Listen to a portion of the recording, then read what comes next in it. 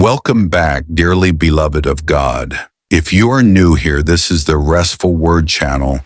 Our aim is to spread the peace of God to all who listen and ensure we can all rest in the arm of God. I promise to upload the part 2 of the Genesis scriptures and what God has revealed to me while reading them over the years. It is my prayer that as you listen, angelic activities begin in your environment, and every evil is overcome by light in your atmosphere. I pray the Lord causes you to rest in Him and give you peace that surpasses men's understanding, in Jesus' name. Today we start from Genesis chapter 11 to the end of the chapter.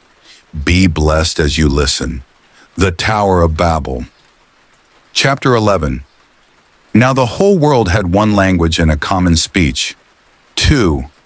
As people moved eastward, they found a plain in Shinar and settled there. 3. They said to each other, "Come, let's make bricks and bake them thoroughly." They used brick instead of stone and tar for mortar. 4. Then they said, "Come, let us build ourselves a city with a tower that reaches to the heavens, so that we may make a name for ourselves. Otherwise, we will be scattered over the face of the whole earth." 5. But the Lord came down to see the city and the tower the people were building. 6. The Lord said, "If as one people speaking the same language they have begun to do this, then nothing they plan to do will be impossible for them." 7. Come, let us go down and confuse their language, so they will not understand each other. 8. So the Lord scattered them from there over all the earth, and they stopped building the city. 9. That is why it was called Babel, because there the Lord confused the language of the whole world. From there the Lord scattered them over the face of the whole earth. From Shem to Abram. 10. This is the account of Shem's family line. 2 years after the flood, when Shem was 100 years old, he became the father of Arphaxad. 11. And after he became the father of Arphaxad, Shem lived 500 years and had other sons and daughters. 12. When Arphaxad had lived 35 years, he became the father of Shelah. 13. And after he became the father of Shelah, Arphaxad lived 403 years and had other sons and daughters. 14. When Shelah had lived 30 years, he became the father of Eber. 15. And after he became the father of Eber, Shelah lived 403 years and had other sons and daughters. 16. When Eber had lived 34 years, he became the father of Peleg. 17. And after he became the father of Peleg, Eber lived 430 years and had other sons and daughters. 18. When Peleg had lived 30 years, he became the father of Reu. 19. And after he became the father of Reu, Peleg lived 209 years and had other sons and daughters. 20. When Reu had lived 32 years, he became the father of Serug. 21. And after he became the father of Serug, Reu lived 207 years and had other sons and daughters. 22. When Serug had lived 30 years, he became the father of Nahor. 23. And after he became the father of Nahor, Serug lived 200 years and had other sons and daughters. 24. When Nahor had lived 29 years, he became the father of Terah. 25. And after he became the father of Terah, Nahor lived 119 years and had other sons and daughters. 26. After Terah had lived 70 years, he became the father of Abram, Nahor, and Haran. Abram's family. 27. This is the account of Terah's family line. Terah became the father of Abram, Nahor, and Haran. And Haran became the father of Lot. 28. While his father Terah was still alive, Haran died in Ur of the Chaldeans in the land of his birth. 29. Abram and Nahor both married. The name of Abram's wife was Sarai, and the name of Nahor's wife was Milcah. She was the daughter of Haran, the father of both Milcah and Iscah. 30. Now Sarai was childless because she was not able to conceive. 31. Terah took his son Abram, his grandson Lot, son of Haran, and his daughter-in-law Sarai, the wife of his son Abram, and together they set out from Ur of the Chaldeans to go to Canaan. But when they came to Haran, they settled there. 32. Terah lived 205 years, and he died in Haran. The call of Abram. Chapter 12. The Lord had said to Abram, "Go from your country, your people, and your father's household to the land I will show you. Today I will make you into a great nation, and I will bless you. I will make your name great, and you will be a blessing.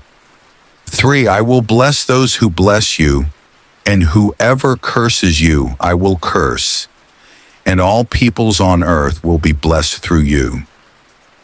4. So Abram went as the Lord had told him, and Lot went with him. Abram was 75 years old when he set out from Haran. 5. He took his wife Sarai, his nephew Lot, all the possessions they had accumulated, and the people they had acquired in Haran, and they set out for the land of Canaan, and they arrived there. 6. Abram traveled through the land as far as the site of the great tree of Moreh at Shechem. At that time the Canaanites were in the land. 7. The Lord appeared to Abram and said, "To your offspring I will give this land." So he built an altar there to the Lord, who had appeared to him. 8. From there he went on toward the hills east of Bethel and pitched his tent, with Bethel on the west and Ai on the east. There he built an altar to the Lord and called in the name of the Lord. 9. Then Abram set out and continued toward the Negev. Abram in Egypt. Now there was a famine in the land, and Abram went down to Egypt to live there for a while because the famine was severe. 11. As he was about to enter Egypt, he said to his wife Sarai, "I know what a beautiful woman you are." 12. When the Egyptians see you, they will say, "This is his wife." Then they will kill me, but will let you live. 13. Say you are my sister, so that I will be treated well for your sake, and my life will be spared because of you. 14. When Abram came to Egypt, the Egyptians saw that Sarai was a very beautiful woman. 15. And when Pharaoh's officials saw her, they praised her to Pharaoh, and she was taken into his palace. 16. He treated Abram well for her sake, and Abram acquired sheep and cattle, male and female donkeys, male and female servants, and camels. 17.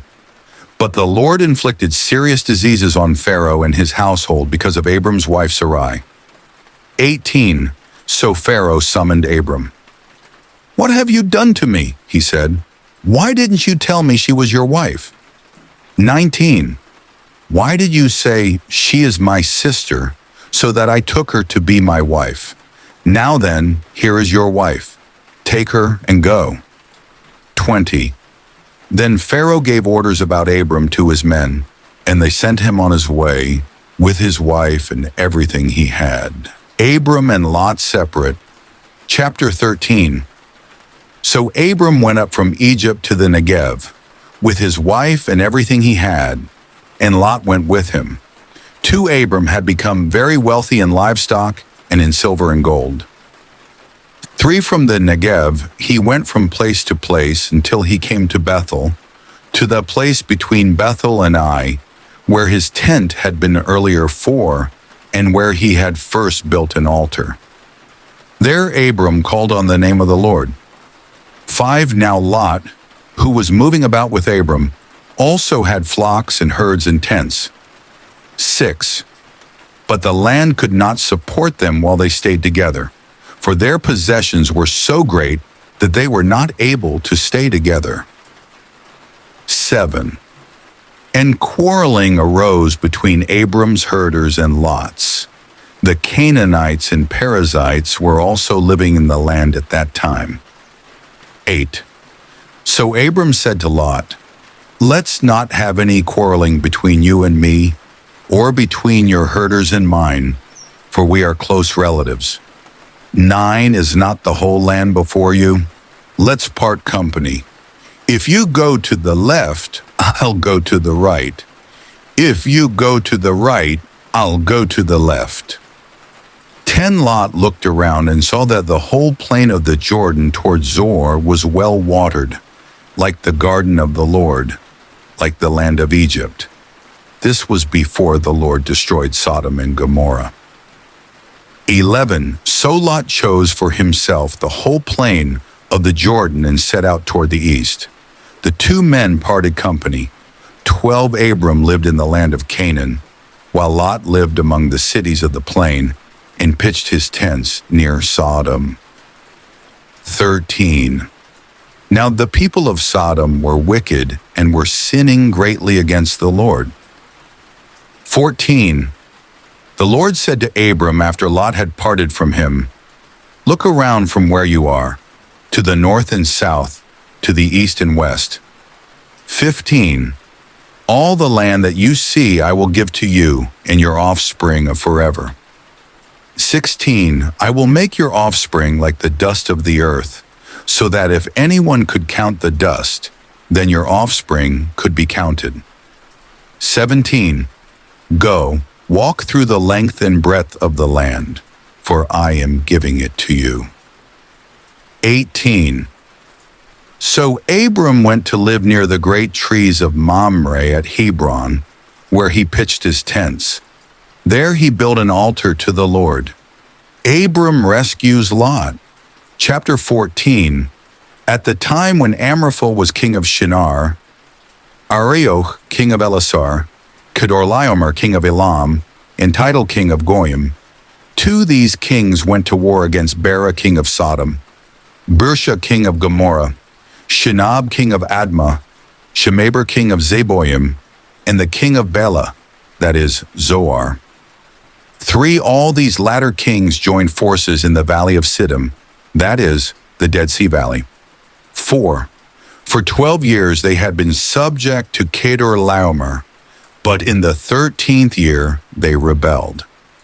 5 In the 14th year, Kedorlaomer and the kings allied with him went out and defeated the Rephaites in Ashtaroth Karnaim, the Zuzites in Ham, the Emites in Shaveh-Kiriathaim, 6, and the Horites in the hill country of Seir, as far as El Paran near the desert. 7 Then they turned back and went to En Mishpat, that is Kadesh, and they conquered the whole territory of the Amalekites, as well as the Amorites who were living in Hazazon Tamar.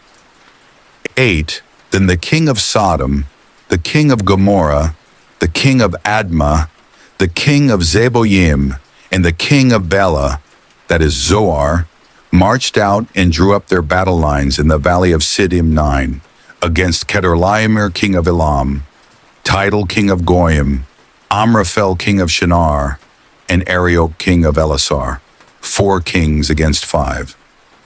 10 Now the valley of Siddim was full of tar pits, and when the kings of Sodom and Gomorrah fled, some of the men fell into them, and the rest fled to the hills. 11 The 4 kings seized all the goods of Sodom and Gomorrah and all their food. Then they went away.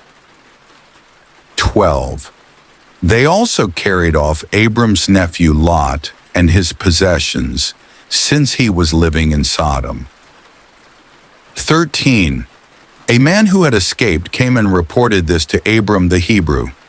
Now Abram was living near the great trees of Mamre the Amorite, a brother of Eshcol and Aner, all of whom were allied with Abram. 14. When Abram heard that his relative had been taken captive, he called out the 318 trained men born in his household and went in pursuit as far as Dan. 15. During the night, Abram divided his men to attack them, and he routed them, pursuing them as far as Hobah, north of Damascus. 16. He recovered all the goods and brought back his relative Lot and his possessions, together with the women and the other people. 17. After Abram returned from defeating Kedorlaomer and the kings allied with him, the king of Sodom came out to meet him in the valley of Shaveh, that is, the king's valley. 18. Then Melchizedek, king of Salem, brought out bread and wine. He was priest of God Most High. 19. And he blessed Abram, saying, Blessed be Abram by God Most High, creator of heaven and earth. 20. And praise be to God Most High, who delivered your enemies into your hand. Then Abram gave him a tenth of everything. 21. The king of Sodom said to Abram, Give me the people and keep the goods for yourself. 22. But Abram said to the king of Sodom, With raised hand I have sworn an oath to the Lord, God Most High, creator of heaven and earth. 23. That I will accept nothing belonging to you, not even a thread or the strap of a sandal, so that you will never be able to say, I made Abram rich. 24. I will accept nothing but what my men have eaten, and the share that belongs to the men who went with me, to Aner, Eshcol, and Mamre. Let them have their share. The Lord's covenant with Abram. Chapter 15. After this, the word of the Lord came to Abram in a vision. Do not be afraid, Abram. I am your shield, your very great reward. But Abram said, Sovereign Lord, what can you give me since I remain childless, and the one who will inherit my estate is Eliezer of Damascus? 3. And Abram said, You have given me no children, so a servant in my household will be my heir. 4. Then the word of the Lord came to him, This man will not be your heir, but a son who is your own flesh and blood will be your heir. 5. He took him outside and said, Look up at the sky and count the stars, if indeed you can count them. Then he said to him, So shall your offspring be. 6. Abram believed the Lord, and he credited it to him as righteousness. 7. He also said to him, I am the Lord who brought you out of Ur of the Chaldeans to give you this land to take possession of it. 8. But Abram said, Sovereign Lord, how can I know that I will gain possession of it? 9. So the Lord said to him, Bring me a heifer, a goat, and a ram, each 3 years old, along with a dove and a young pigeon. 10. Abram brought all these to him, cut them in two, and arranged the halves opposite each other. The birds, however, he did not cut in half. 11. Then birds of prey came down in the carcasses, but Abram drove them away. 12. As the sun was setting, Abram fell into a deep sleep, and a thick and dreadful darkness came over him. 13. Then the Lord said to him, Know for certain that for 400 years your descendants will be strangers in a country not their own, and that they will be enslaved and mistreated there. 14. But I will punish the nation they serve as slaves, and afterward they will come out with great possessions. 15. You, however, will go to your ancestors in peace and be buried at a good old age. 16. In the 4th generation, your descendants will come back here, for the sin of the Amorites has not yet reached its full measure. 17. When the sun had set and darkness had fallen, a smoking firepot with a blazing torch appeared and passed between the pieces. 18. On that day the Lord made a covenant with Abram and said, "To your descendants I give this land, from the Wadi of Egypt to the great river, the Euphrates, 19, the land of the Kenites, Kenizzites, Cadmonites, 20 Hittites, Perizzites, Rephites, 21 Amorites, Canaanites, Girgashites, and Jebusites. Hagar and Ishmael." Chapter 16. Now Sarai, Abram's wife, had borne him no children, but she had an Egyptian slave named Hagar. So she said to Abram, "The Lord has kept me from having children. Go, sleep with my slave. Perhaps I can build a family through her." Abram agreed to what Sarai said. 3. So, after Abram had been living in Canaan 10 years, Sarai his wife took her Egyptian slave Hagar and gave her to her husband to be his wife. 4. He slept with Hagar, and she conceived. When she knew she was pregnant, she began to despise her mistress. 5. Then Sarai said to Abram, "You are responsible for the wrong I am suffering. I put my slave in your arms, and now that she knows she is pregnant, she despises me. May the Lord judge between you and me." 6. Your slave is in your hands, Abram said. "Do with her whatever you think best." Then Sarai mistreated Hagar, so she fled from her. 7. The angel of the Lord found Hagar near a spring in the desert. It was the spring that is beside the road to Shur. 8. And he said, "Hagar, slave of Sarai, where have you come from, and where are you going?" "I'm running away from my mistress Sarai," she answered. 9. Then the angel of the Lord told her, "Go back to your mistress and submit to her." 10. The angel added, "I will increase your descendants so much that they will be too numerous to count." 11. The angel of the Lord also said to her, "You are now pregnant, and you will give birth to a son. You shall name him Ishmael, for the Lord has heard of your misery. 12. He will be a wild donkey of a man. His hand will be against everyone, and everyone's hand against him, and he will live in hostility toward all his brothers." 13. She gave this name to the Lord who spoke to her, "You are the God who sees me." For she said, "I have now seen the one who sees me." 14.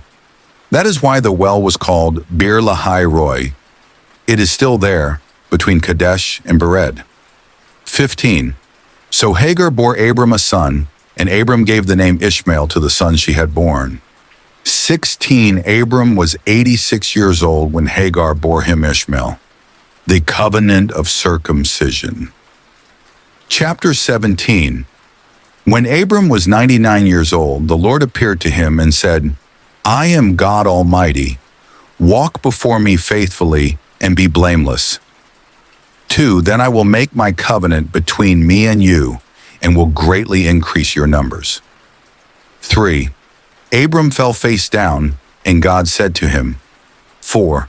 As for me, this is my covenant with you. You will be the father of many nations. 5. No longer will you be called Abram. Your name will be Abraham, for I have made you a father of many nations. 6. I will make you very fruitful. I will make nations of you, and kings will come from you. 7. I will establish my covenant as an everlasting covenant between me and you and your descendants after you for the generations to come, to be your God and the God of your descendants after you. 8. The whole land of Canaan, where you now reside as a foreigner, I will give as an everlasting possession to you and your descendants after you, and I will be their God. 9. Then God said to Abraham, "As for you, you must keep my covenant, you and your descendants after you for the generations to come." 10. This is my covenant with you and your descendants after you, the covenant you are to keep. Every male among you shall be circumcised. 11. You are to undergo circumcision, and it will be the sign of the covenant between me and you. 12. For the generations to come, every male among you who is 8 days old must be circumcised, including those born in your household or bought with money from a foreigner, those who are not your offspring. 13. Whether born in your household or bought with your money, they must be circumcised. My covenant in your flesh is to be an everlasting covenant. 14. Any uncircumcised male who has not been circumcised in the flesh will be cut off from his people. He has broken my covenant. 15. God also said to Abraham, "As for Sarai, your wife, you are no longer to call her Sarai. Her name will be Sarah." 16. I will bless her and will surely give you a son by her. I will bless her so that she will be the mother of nations. Kings of peoples will come from her. 17. Abraham fell face down. He laughed and said to himself, "Will a son be born to a man 100 years old? Will Sarah bear a child at the age of 90? 18. And Abraham said to God, "If only Ishmael might live under your blessing." 19. Then God said, "Yes, but your wife Sarah will bear you a son, and you will call him Isaac." Nana. I will establish my covenant with him as an everlasting covenant for his descendants after him. 20. And as for Ishmael, I have heard you. I will surely bless him. I will make him fruitful and will greatly increase his numbers. He will be the father of 12 rulers, and I will make him into a great nation. 21. But my covenant I will establish with Isaac, whom Sarah will bear to you by this time next year. 22. When he had finished speaking with Abraham, God went up from him. 23. On that very day Abraham took his son Ishmael, and all those born in his household or bought with his money, every male in his household, and circumcised them, as God told him. 24. Abraham was 99 years old when he was circumcised. 25. And his son Ishmael was 13. 26. Abraham and his son Ishmael were both circumcised on that very day. 27. And every male in Abraham's household, including those born in his household or bought from a foreigner, was circumcised with him. The three visitors. Chapter 18. The Lord appeared to Abraham near the great trees of Mamre while he was sitting at the entrance to his tent in the heat of the day. Abraham looked up and saw 3 men standing nearby. When he saw them, he hurried from the entrance of his tent to meet them and bowed low to the ground. 3. He said, "If I have found favor in your eyes, my Lord, do not pass your servant by." 4. Let a little water be brought, and then you may all wash your feet and rest under this tree. 5. Let me get you something to eat, so you can be refreshed and then go on your way, now that you have come to your servant. "Very well," they answered. "Do as you say." 6. So Abraham hurried into the tent to Sarah. "Quick," he said, "get 3 seahs of the finest flour and knead it and bake some bread." 7. Then he ran to the herd and selected a choice, tender calf and gave it to a servant who hurried to prepare it. 8. He then brought some curds and milk and the calf that had been prepared, and set these before them. While they ate, he stood near them under a tree. 9. "Where is your wife Sarah?" They asked him. There in the tent, he said. 10. Then one of them said, I will surely return to you about this time next year, and Sarah, your wife, will have a son. Now Sarah was listening at the entrance to the tent, which was behind him. 11. Abraham and Sarah were already very old, and Sarah was past the age of childbearing. 12.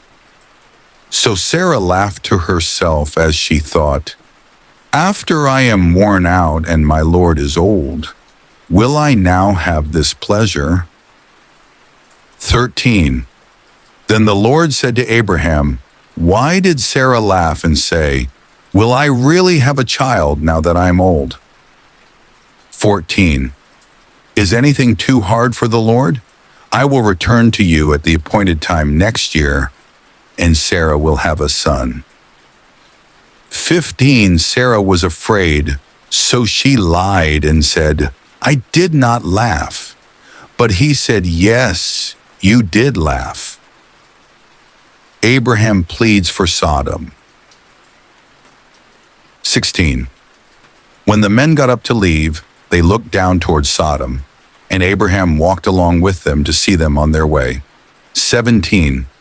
Then the Lord said, Shall I hide from Abraham what I am about to do? 18. Abraham will surely become a great and powerful nation, and all nations on earth will be blessed through him. 19. For I have chosen him, so that he will direct his children and his household after him, to keep the way of the Lord by doing what is right and just, so that the Lord will bring about for Abraham what he has promised him. 20. Then the Lord said, The outcry against Sodom and Gomorrah is so great and their sin so grievous, 21, that I will go down and see if what they have done is as bad as the outcry that has reached me. If not, I will know. 22. The men turned away and went toward Sodom, but Abraham remained standing before the Lord. 23. Then Abraham approached him and said, Will you sweep away the righteous with the wicked? 24. What if there are 50 righteous people in the city? Will you really sweep it away and not spare the place for the sake of the 50 righteous people in it? 25. Far be it from you to do such a thing, to kill the righteous with the wicked, treating the righteous and the wicked alike. Far be it from you. Will not the judge of all the earth do right? 26. The Lord said, If I find 50 righteous people in the city of Sodom, I will spare the whole place for their sake. 27. Then Abraham spoke up again. Now that I have been so bold as to speak to the Lord, though I am nothing but dust and ashes. 28. What if the number of the righteous is 5 less than 50? Will you destroy the whole city for lack of 5 people? If I find 45 there, he said, I will not destroy it. 29. Once again he spoke to him. What if only 40 are found there? He said, For the sake of 40, I will not do it. 30. Then he said, May the Lord not be angry, but let me speak. What if only 30 can be found there? He answered, I will not do it if I find 30 there. 31. Abraham said, Now that I have been so bold as to speak to the Lord, what if only 20 can be found there? He said, For the sake of 20, I will not destroy it. 32. Then he said, May the Lord not be angry, but let me speak just once more. What if only 10 can be found there? He answered, For the sake of 10, I will not destroy it. 33. When the Lord had finished speaking with Abraham, he left, and Abraham returned home. Sodom and Gomorrah destroyed. Chapter 19. The 2 angels arrived at Sodom in the evening, and Lot was sitting in the gateway of the city. When he saw them, he got up to meet them and bowed down with his face to the ground. 2. "My lord," he said, "please turn aside to your servant's house. You can wash your feet and spend the night and then go on your way early in the morning." "No," they answered, "we will spend the night in the square." 3. But he insisted so strongly that they did go with him and entered his house. He prepared a meal for them, baking bread without yeast, and they ate. 4. Before they had gone to bed, all the men from every part of the city of Sodom, both young and old, surrounded the house. 5. They called to Lot, "Where are the men who came to you tonight? Bring them out to us so that we can have sex with them." 6. Lot went outside to meet them and shut the door behind him. 7. And said, "No, my friends, don't do this wicked thing." 8. "Look, I have 2 daughters who have never slept with a man. Let me bring them out to you, and you can do what you like with them. But don't do anything to these men, for they have come under the protection of my roof." 9. "Get out of our way," they replied. "This fellow came here as a foreigner, and now he wants to play the judge. We'll treat you worse than them." They kept bringing pressure on Lot and moved forward to break down the door. 10. But the men inside reached out and pulled Lot back into the house and shut the door. 11. Then they struck the men who were at the door of the house, young and old, with blindness, so that they could not find the door. 12. The 2 men said to Lot, "Do you have anyone else here? Sons-in-law, sons or daughters, or anyone else in the city who belongs to you? Get them out of here." 13. Because we are going to destroy this place, the outcry to the Lord against his people is so great that he has sent us to destroy it. 14. So Lot went out and spoke to his sons-in-law who were pledged to marry his daughters. He said, "Hurry and get out of this place, because the Lord is about to destroy the city." But his sons-in-law thought he was joking. 15. With the coming of dawn, the angels urged Lot, saying, "Hurry, take your wife and your 2 daughters who are here, or you will be swept away when the city is punished." 16. When he hesitated, the men grasped his hand and the hands of his wife and of his 2 daughters, and led them safely out of the city, for the Lord was merciful to them. 17. As soon as they had brought them out, one of them said, "Flee for your lives, don't look back, and don't stop anywhere in the plain. Flee to the mountains, or you will be swept away." 18. But Lot said to them, "No, my lords, be pleased." 19. Your servant has found favor in your eyes, and you have shown great kindness to me in sparing my life. But I can't flee to the mountains. This disaster will overtake me, and I'll die. 20. Look, here is a town near enough to run to, and it is small. Let me flee to it. It is very small, isn't it? Then my life will be spared. 21. He said to him, "Very well, I will grant this request too. I will not overthrow the town you speak of." 22. But flee there quickly, because I cannot do anything until you reach it. That is why the town was called Zoar. 23. By the time Lot reached Zoar, the sun had risen over the land. 24. Then the Lord rained down burning sulfur on Sodom and Gomorrah from the Lord out of the heavens.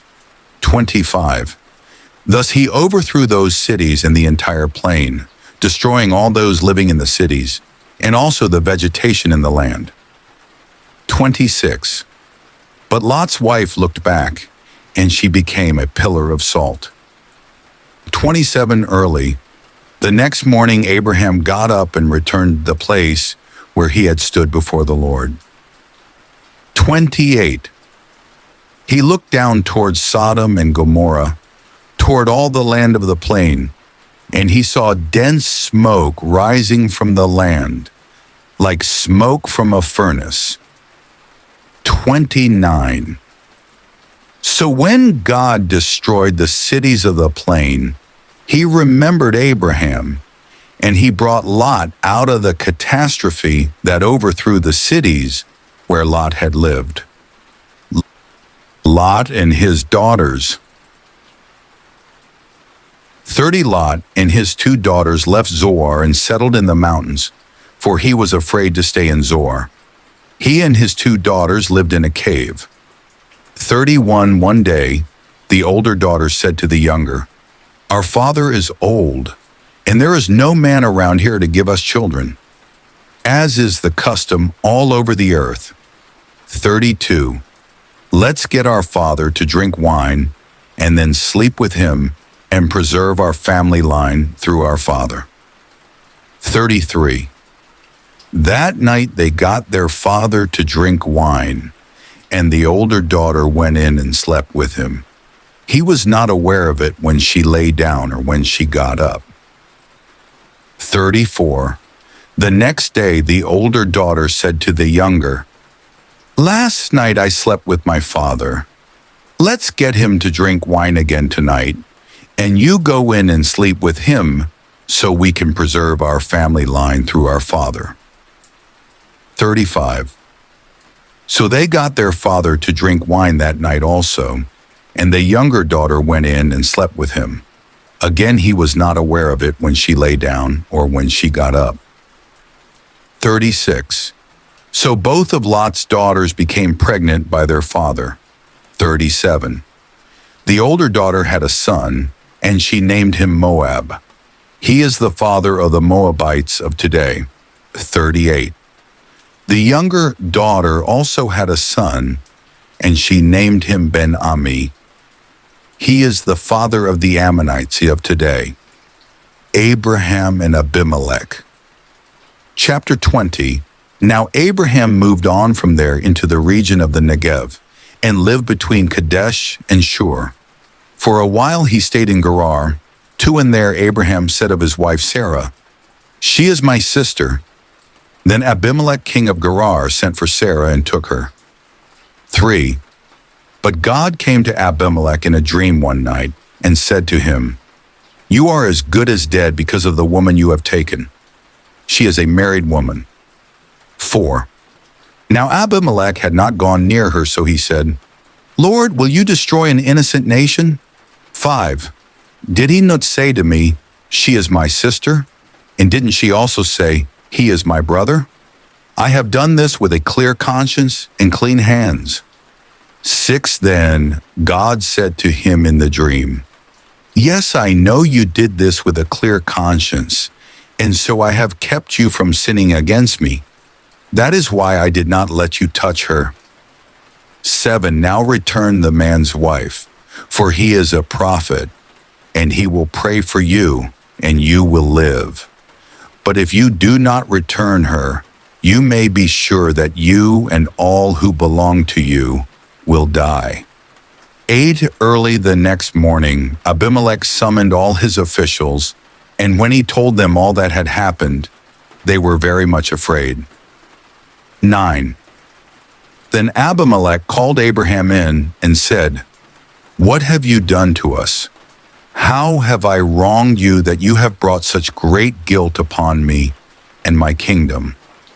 You have done things to me that should never be done." 10. And Abimelech asked Abraham, "What was your reason for doing this?" 11. Abraham replied, "I said to myself, there is surely no fear of God in this place, and they will kill me because of my wife." 12. Besides, she really is my sister, the daughter of my father, though not of my mother, and she became my wife. 13. And when God had me wander from my father's household, I said to her, "This is how you can show your love to me. Everywhere we go, say of me, He is my brother." 14. Then Abimelech brought sheep and cattle and male and female slaves and gave them to Abraham, and he returned Sarah his wife to him. 15. And Abimelech said, "My land is before you. Live wherever you like." 16. To Sarah he said, "I am giving your brother 1,000 shekels of silver. This is to cover the offense against you before all who are with you. You are completely vindicated." 17. Then Abraham prayed to God, and God healed Abimelech, his wife and his female slaves, so they could have children again. 18. For the Lord had kept all the women in Abimelech's household from conceiving because of Abraham's wife, Sarah, the birth of Isaac. Chapter 21. Now the Lord was gracious to Sarah as he had said, and the Lord did for Sarah what he had promised. 2. Sarah became pregnant and bore a son to Abraham in his old age, at the very time God had promised him. 3. Abraham gave the name Isaac to the son Sarah bore him. 4. When his son Isaac was 8 days old, Abraham circumcised him as God commanded him. 5. Abraham was 100 years old when his son Isaac was born to him. 6. Sarah said, "God has brought me laughter, and everyone who hears about this will laugh with me." 7. And she added, "Who would have said to Abraham that Sarah would nurse children? Yet I have borne him a son in his old age." Hagar and Ishmael sent away. 8. The child grew and was weaned, and on the day Isaac was weaned, Abraham held a great feast. 9. But Sarah saw that the son whom Hagar the Egyptian had borne to Abraham was mocking. 10. And she said to Abraham, "Get rid of that slave woman and her son, for that woman's son will never share in the inheritance with my son Isaac." 11. The matter distressed Abraham greatly because it concerned his son. 12. But God said to him, "Do not be so distressed about the boy and your slave woman. Listen to whatever Sarah tells you, because it is through Isaac that your offspring will be reckoned." 13. I will make the son of the slave into a nation also, because he is your offspring. 14. Early the next morning, Abraham took some food and a skin of water and gave them to Hagar. He set them on her shoulders and then sent her off with the boy. She went on her way and wandered in the desert of Beersheba. 15. When the water in the skin was gone, she put the boy under one of the bushes. 16. Then she went off and sat down about a bow shot away, for she thought, "I cannot watch the boy die." And as she sat there, she began to sob. 17. God heard the boy crying, and the angel of God called to Hagar from heaven and said to her, "What is the matter, Hagar? Do not be afraid. God has heard the boy crying as he lies there." 18. Lift the boy up and take him by the hand, for I will make him into a great nation. 19. Then God opened her eyes, and she saw a well of water. So she went and filled the skin with water and gave the boy a drink. 20. God was with the boy as he grew up. He lived in the desert and became an archer. 21. While he was living in the desert of Paran, his mother got a wife for him from Egypt. The treaty at Beersheba. 22. At that time Abimelech and Phicol, the commander of his forces, said to Abraham, "God is with you in everything you do." 23. Now swear to me here before God that you will not deal falsely with me or my children or my descendants. Show to me and the country where you now reside as a foreigner the same kindness I have shown to you. 24. Abraham said, "I swear it." 25. Then Abraham complained to Abimelech about a well of water that Abimelech's servants had seized. 26. But Abimelech said, I don't know who has done this.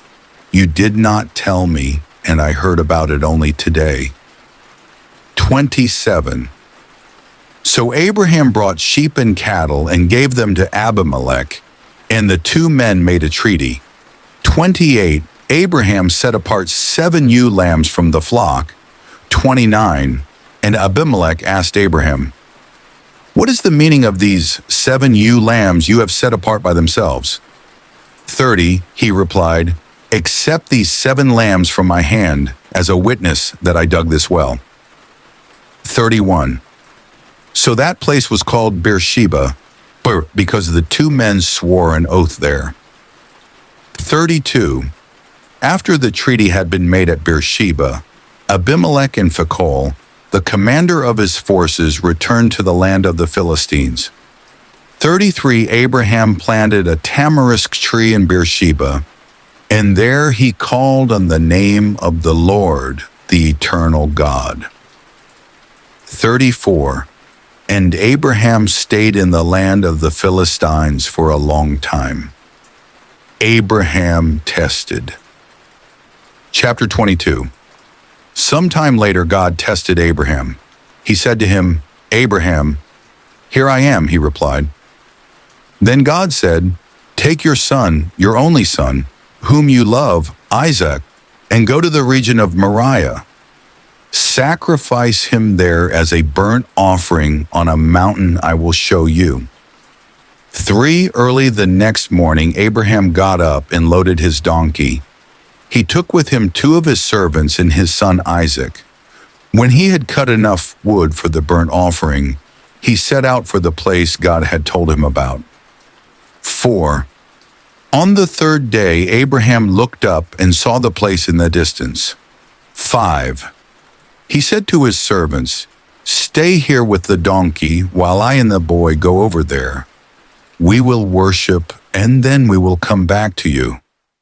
6. Abraham took the wood for the burnt offering and placed it on his son Isaac, and he himself carried the fire and the knife. As the 2 of them went on together, 7. Isaac spoke up and said to his father Abraham, Father? Yes, my son, Abraham replied. The fire and wood are here, Isaac said, but where is the lamb for the burnt offering? 8. Abraham answered, God himself will provide the lamb for the burnt offering, my son. And the 2 of them went on together. 9. When they reached the place God had told him about, Abraham built an altar there and arranged the wood on it. He bound his son Isaac and laid him on the altar, on top of the wood. 10. Then he reached out his hand and took the knife to slay his son. 11. But the angel of the Lord called out to him from heaven, Abraham, Abraham. Here I am, he replied. 12. Do not lay a hand on the boy, he said. Do not do anything to him. Now I know that you fear God, because you have not withheld from me your son, your only son. 13. Abraham looked up, and there in a thicket he saw a ram caught by its horns. He went over and took the ram and sacrificed it as a burnt offering instead of his son. 14. So Abraham called that place, The Lord Will Provide. And to this day it is said, On the mountain of the Lord it will be provided. 15. The angel of the Lord called to Abraham from heaven a second time. 16. And said, I swear by myself, declares the Lord, that because you have done this and have not withheld your son, your only son, 17, I will surely bless you and make your descendants as numerous as the stars in the sky and as the sand on the seashore. Your descendants will take possession of the cities of their enemies. 18. And through your offspring, all nations on earth will be blessed because you have obeyed me. 19. Then Abraham returned to his servants, and they set off together for Beersheba. And Abraham stayed in Beersheba. Nahor's sons. 20. Some time later, Abraham was told, Milcah is also a mother. She has borne sons to your brother Nahor. 21, Uz the firstborn, Buz his brother, Kemuel, the father of Aram. 22, Kesed, Hazo, Pildash, Jidlaph, and Bethuel. 23, Bethuel became the father of Rebekah. Milcah bore these 8 sons to Abraham's brother Nahor. 24. His concubine, whose name was Reumah, also had sons, Teba, Gaham, Tahash, and Makkah. The death of Sarah. Chapter 23. Sarah lived to be 127 years old. 2, she died at Kiriath Arba, that is Hebron, in the land of Canaan. And Abraham went to mourn for Sarah and to weep over her. 3, then Abraham rose from beside his dead wife and spoke to the Hittites. He said, 4, I am a foreigner and stranger among you. Sell me some property for a burial site here so I can bury my dead. 5, the Hittites replied to Abraham. 6, Sir, listen to us. You are a mighty prince among us. Bury your dead in the choicest of our tombs. None of us will refuse you his tomb for burying your dead. 7, then Abraham rose and bowed down before the people of the land, the Hittites. 8, he said to them, If you are willing to let me bury my dead, then listen to me and intercede with Ephron son of Zohar on my behalf. 9, so he will sell me the cave of Machpelah, which belongs to him and is at the end of his field. Ask him to sell it to me for the full price as a burial site among you. 10, Ephron the Hittite was sitting among his people, and he replied to Abraham in the hearing of all the Hittites who had come to the gate of his city. 11, No, my lord, he said, listen to me. I give you the field, and I give you the cave that is in it. I give it to you in the presence of my people. Bury your dead. 12 again. Abraham bowed down before the people of the land.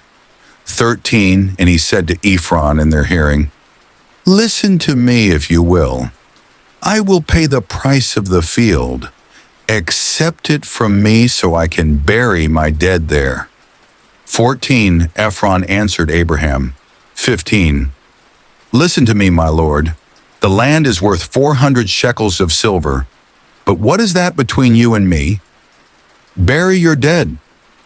16, Abraham agreed to Ephron's terms and weighed out for him the price he had named in the hearing of the Hittites.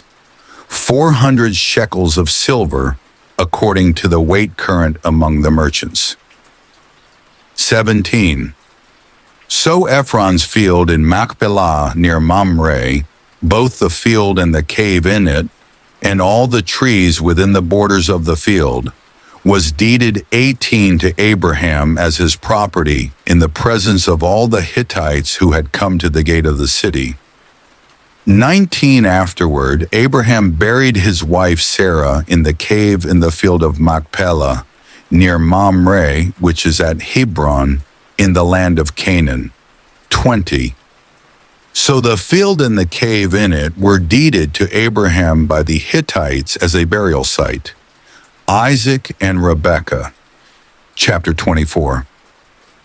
Abraham was now very old, and the Lord had blessed him in every way. 2. He said to the senior servant in his household, the one in charge of all that he had, Put your hand under my thigh. 3. I want you to swear by the Lord, the God of heaven and the God of earth, that you will not get a wife for my son from the daughters of the Canaanites among whom I am living. 4, but will go to my country and my own relatives and get a wife for my son Isaac. 5. The servant asked him, What if the woman is unwilling to come back with me to this land? Shall I then take your son back to the country you came from? 6. Make sure that you do not take my son back there, Abraham said. 7. The Lord, the God of heaven, who brought me out of my father's household and my native land, and who spoke to me and promised me on oath, saying, to your offspring I will give this land.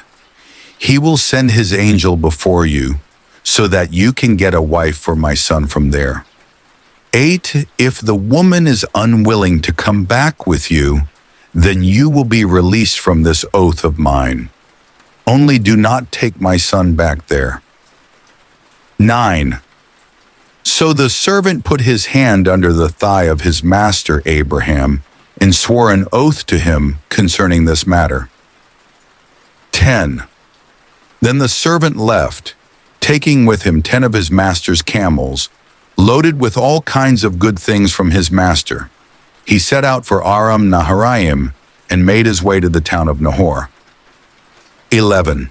He had the camels kneel down near the well outside the town. It was toward evening, the time the women go out to draw water. 12. Then he prayed, Lord God of my master Abraham, make me successful today and show kindness to my master Abraham. 13. See, I am standing beside this spring, and the daughters of the townspeople are coming out to draw water. 14. May it be that when I say to a young woman, please let down your jar that I may have a drink, and she says, drink, and I'll water your camels too. Let her be the one you have chosen for your servant Isaac. By this I will know that you have shown kindness to my master. 15. Before he had finished praying, Rebekah came out with her jar on her shoulder. She was the daughter of Bethuel son of Milcah, who was the wife of Abraham's brother Nahor. 16. The woman was very beautiful, a virgin. No man had ever slept with her. She went down to the spring, filled her jar, and came up again. 17. The servant hurried to meet her and said, please give me a little water from your jar. 18. Drink, my lord, she said, and quickly lowered the jar to her hands and gave him a drink. 19. After she had given him a drink, she said, I'll draw water for your camels too, until they have had enough to drink. 20. So she quickly emptied her jar into the trough, ran back to the well to draw more water, and drew enough for all his camels. 21. Without saying a word, the man watched her closely to learn whether or not the Lord had made his journey successful. 22. When the camels had finished drinking, the man took out a gold nose ring weighing a beka and 2 gold bracelets weighing 10 shekels. 23. Then he asked, whose daughter are you? Please tell me, is there room in your father's house for us to spend the night? 24. She answered him, I am the daughter of Bethuel, the son that Milcah bore to Nahor. 25. And she added, we have plenty of straw and fodder, as well as room for you to spend the night. 26. Then the man bowed down and worshipped the Lord. 27, saying, praise be to the Lord, the God of my master Abraham, who has not abandoned his kindness and faithfulness to my master. As for me, the Lord has led me on the journey to the house of my master's relatives. 28. The young woman ran and told her mother's household about these things. 29. Now Rebekah had a brother named Laban, and he hurried out to the man at the spring. 30. As soon as he had seen the nose ring and the bracelets on his sister's arms, and had heard Rebekah tell what the man said to her, he went out to the man and found him standing by the camels near the spring. 31. Come, you who are blessed by the Lord, he said. Why are you standing out here? I have prepared the house and a place for the camels. 32. So the man went to the house, and the camels were unloaded. Straw and fodder were brought for the camels, and water for him and his men to wash their feet. 33. Then food was set before him, but he said, I will not eat until I have told you what I have to say. Then tell us, Laban said. 34. So he said, I am Abraham's servant. 35. The Lord has blessed my master abundantly, and he has become wealthy. He has given him sheep and cattle, silver and gold, male and female servants, and camels and donkeys. 36. My master's wife Sarah has borne him a son in her old age, and he has given him everything he owns. 37. And my master made me swear an oath and said, You must not get a wife for my son from the daughters of the Canaanites, in whose land I live. 38. But go to my father's family and to my own clan, and get a wife for my son. 39. Then I asked my master, What if the woman will not come back with me? 40. He replied, The Lord before whom I have walked faithfully will send his angel with you and make your journey a success, so that you can get a wife for my son from my own clan and from my father's family. 41. You will be released from my oath if, when you go to my clan, they refuse to give her to you. Then you will be released from my oath. 42. When I came to the spring today, I said, Lord God of my master Abraham, if you will, please grant success to the journey on which I have come. 43. See, I am standing beside this spring. If a young woman comes out to draw water and I say to her, Please let me drink a little water from your jar. 44. And if she says to me, Drink and I'll draw water for your camels too. Let her be the one the Lord has chosen for my master's son. 45. Before I finished praying in my heart, Rebekah came out with her jar on her shoulder. She went down to the spring and drew water, and I said to her, Please give me a drink. 46. She quickly lowered her jar from her shoulder and said, Drink, and I'll water your camels too. So I drank, and she watered the camels also. 47. I asked her, Whose daughter are you? She said, The daughter of Bethuel, son of Nahor, whom Milcah bore to him. Then I put the ring in her nose and the bracelets on her arms. 48. And I bowed down and worshipped the Lord. I praised the Lord, the God of my master Abraham, who had led me on the right road to get the granddaughter of my master's brother for his son. 49.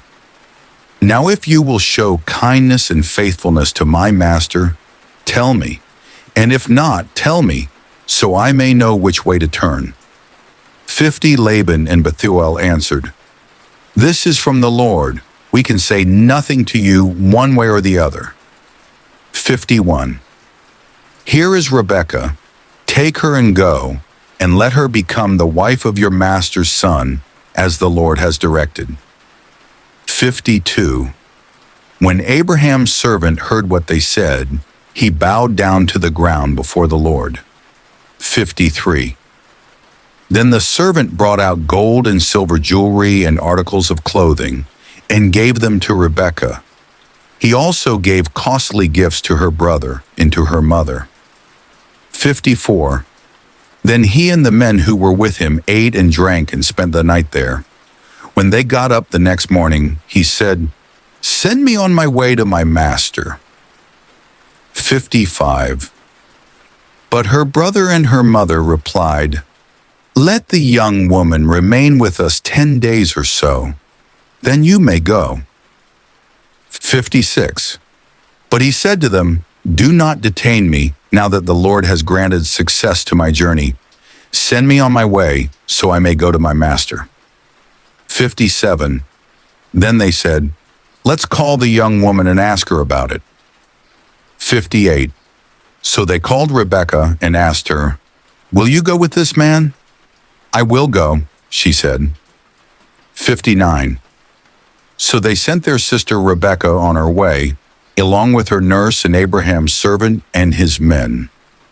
60. And they blessed Rebekah and said to her, "Our sister, may you increase to thousands upon thousands. May your offspring possess the cities of their enemies." 61. Then Rebekah and her attendants got ready and mounted the camels and went back with the man.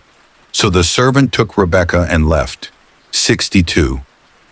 Now Isaac had come from Beer Lahai Roi, for he was living in the Negev. 63. He went out to the field one evening to meditate, and as he looked up, he saw camels approaching. 64. Rebekah also looked up and saw Isaac.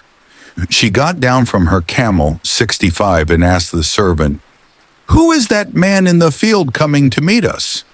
"He is my master," the servant answered. So she took her veil and covered herself. 66. Then the servant told Isaac all he had done. 67. Isaac brought her into the tent of his mother Sarah, and he married Rebekah.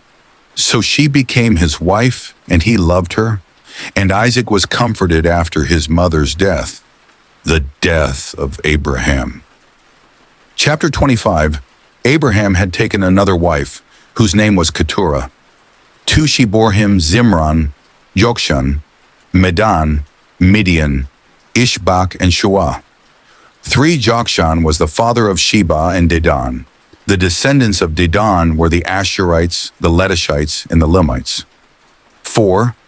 The sons of Midian were Ephah, Epher, Hanok, Abidah, and Eldah. All these were descendants of Keturah. 5. Abraham left everything he owned to Isaac. 6. But while he was still living, he gave gifts to the sons of his concubines and sent them away from his son Isaac to the land of the east. 7. Abraham lived 175 years. 8. Then Abraham breathed his last and died at a good old age, an old man and full of years, and he was gathered to his people. 9. His sons Isaac and Ishmael buried him in the cave of Machpelah near Mamre, in the field of Ephron son of Zohar the Hittite. 10. The field Abraham had bought from the Hittites. There Abraham was buried with his wife Sarah. 11. After Abraham's death, God blessed his son Isaac, who then lived near Beer Lahai Roi. Ishmael's sons. 12. This is the account of the family line of Abraham's son Ishmael, whom Sarah's slave, Hagar the Egyptian, bore to Abraham. 13. These are the names of the sons of Ishmael, listed in the order of their birth. Nebaioth, the firstborn of Ishmael, Kedar, Adbil, Mibsam. 14. Mishma, Dumah, Massa. 15. Hadad, Tema, Jetur, Naphish, and Kedema. 16. These were the sons of Ishmael, and these are the names of the 12 tribal rulers according to their settlements and camps. 17. Ishmael lived 137 years. He breathed his last and died, and he was gathered to his people. 18. His descendants settled in the area from Havilah to Shur, near the eastern border of Egypt, as you go toward Asher. And they lived in hostility toward all the tribes related to them. Jacob and Esau. 19. This is the account of the family line of Abraham's son Isaac. Abraham became the father of Isaac. 20. And Isaac was 40 years old when he married Rebekah, daughter of Bethuel the Aramean from Padan Aram, and sister of Laban the Aramean. 21. Isaac prayed to the Lord on behalf of his wife because she was childless. The Lord answered his prayer, and his wife Rebekah became pregnant. 22. The babies jostled each other within her, and she said, Why is this happening to me?" So she went to inquire of the Lord. 23. The Lord said to her, "Two nations are in your womb, and two peoples from within you will be separated. One people will be stronger than the other, and the older will serve the younger." 24. When the time came for her to give birth, there were twin boys in her womb. 25. The first to come out was red, and his whole body was like a hairy garment, so they named him Esau. 26. After this his brother came out, with his hand grasping Esau's heel, so he was named Jacob. Isaac was 60 years old when Rebekah gave birth to them. The boys grew up, and Esau became a skillful hunter, a man of the open country, while Jacob was content to stay at home among the tents. 28. Isaac, who had a taste for wild game, loved Esau, but Rebekah loved Jacob. 29. Once when Jacob was cooking some stew, Esau came in from the open country, famished. 30. He said to Jacob, "Quick, let me have some of that red stew. I'm famished." That is why he was also called Edom. 31. Jacob replied, "First sell me your birthright." 32. "Look, I am about to die," Esau said. "What good is the birthright to me?" 33. But Jacob said, "Swear to me first." So he swore an oath to him, selling his birthright to Jacob. 34. Then Jacob gave Esau some bread and some lentil stew. He ate and drank, and then got up and left. So Esau despised his birthright. Isaac and Abimelech. Chapter 26. Now there was a famine in the land, besides the previous famine in Abraham's time, and Isaac went to Abimelech, king of the Philistines in Gerar. 2. The Lord appeared to Isaac and said, "Do not go down to Egypt. Live in the land where I tell you to live. 3. Stay in this land for a while, and I will be with you and will bless you. For to you and your descendants I will give all these lands, and will confirm the oath I swore to your father Abraham. 4. I will make your descendants as numerous as the stars in the sky, and will give them all these lands, and through your offspring, all nations on earth will be blessed. 5. Because Abraham obeyed me and did everything I required of him, keeping my commands, my decrees, and my instructions. 6. So Isaac stayed in Gerar. 7.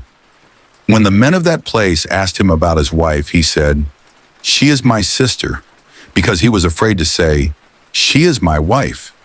He thought, "The men of this place might kill me on account of Rebekah, because she is beautiful." 8. When Isaac had been there a long time, Abimelech, king of the Philistines, looked down from a window and saw Isaac caressing his wife Rebekah. 9.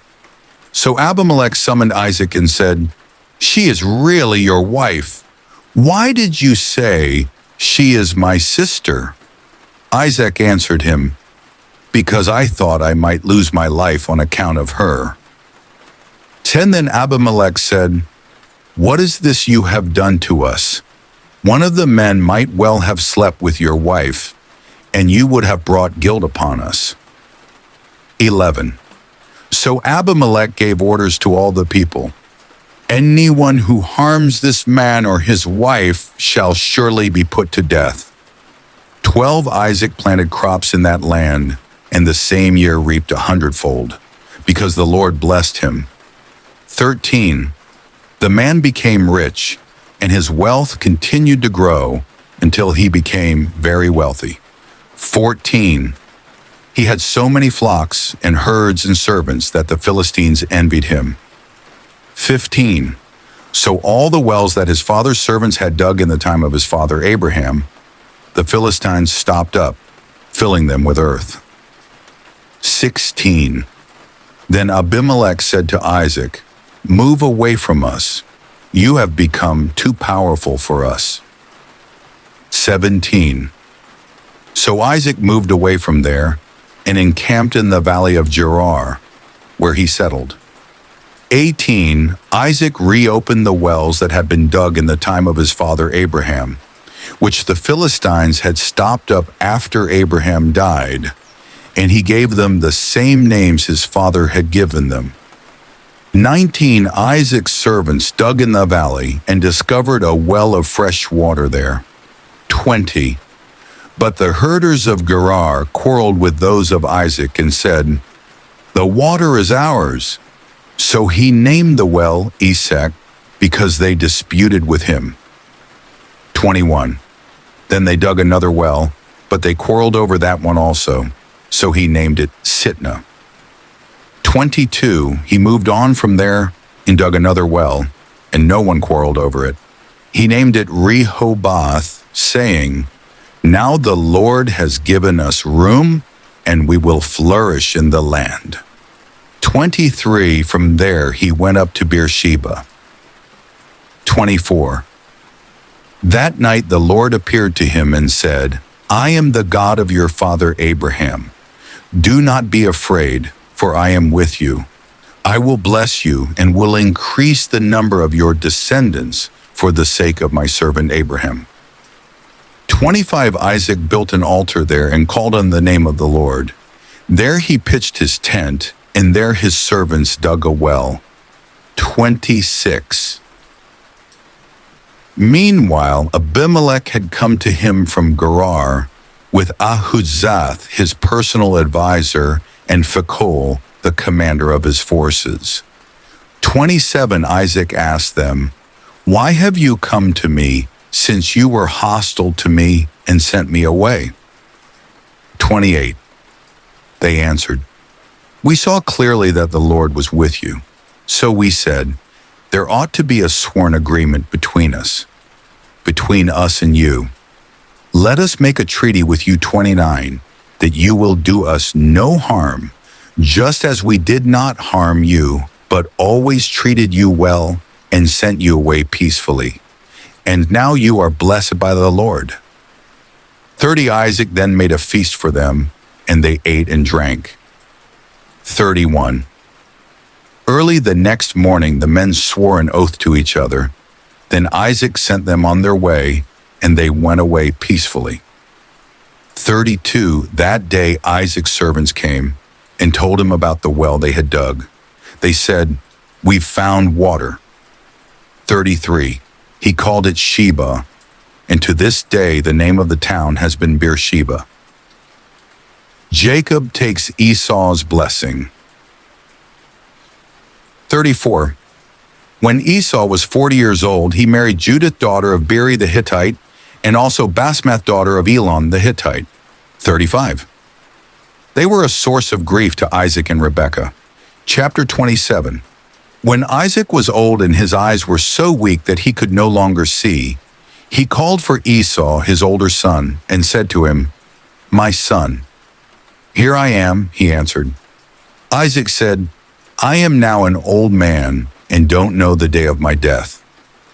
3. Now then, get your equipment, your quiver and bow, and go out to the open country to hunt some wild game for me. 4. Prepare me the kind of tasty food I like and bring it to me to eat, so that I may give you my blessing before I die." 5. Now Rebekah was listening as Isaac spoke to his son Esau.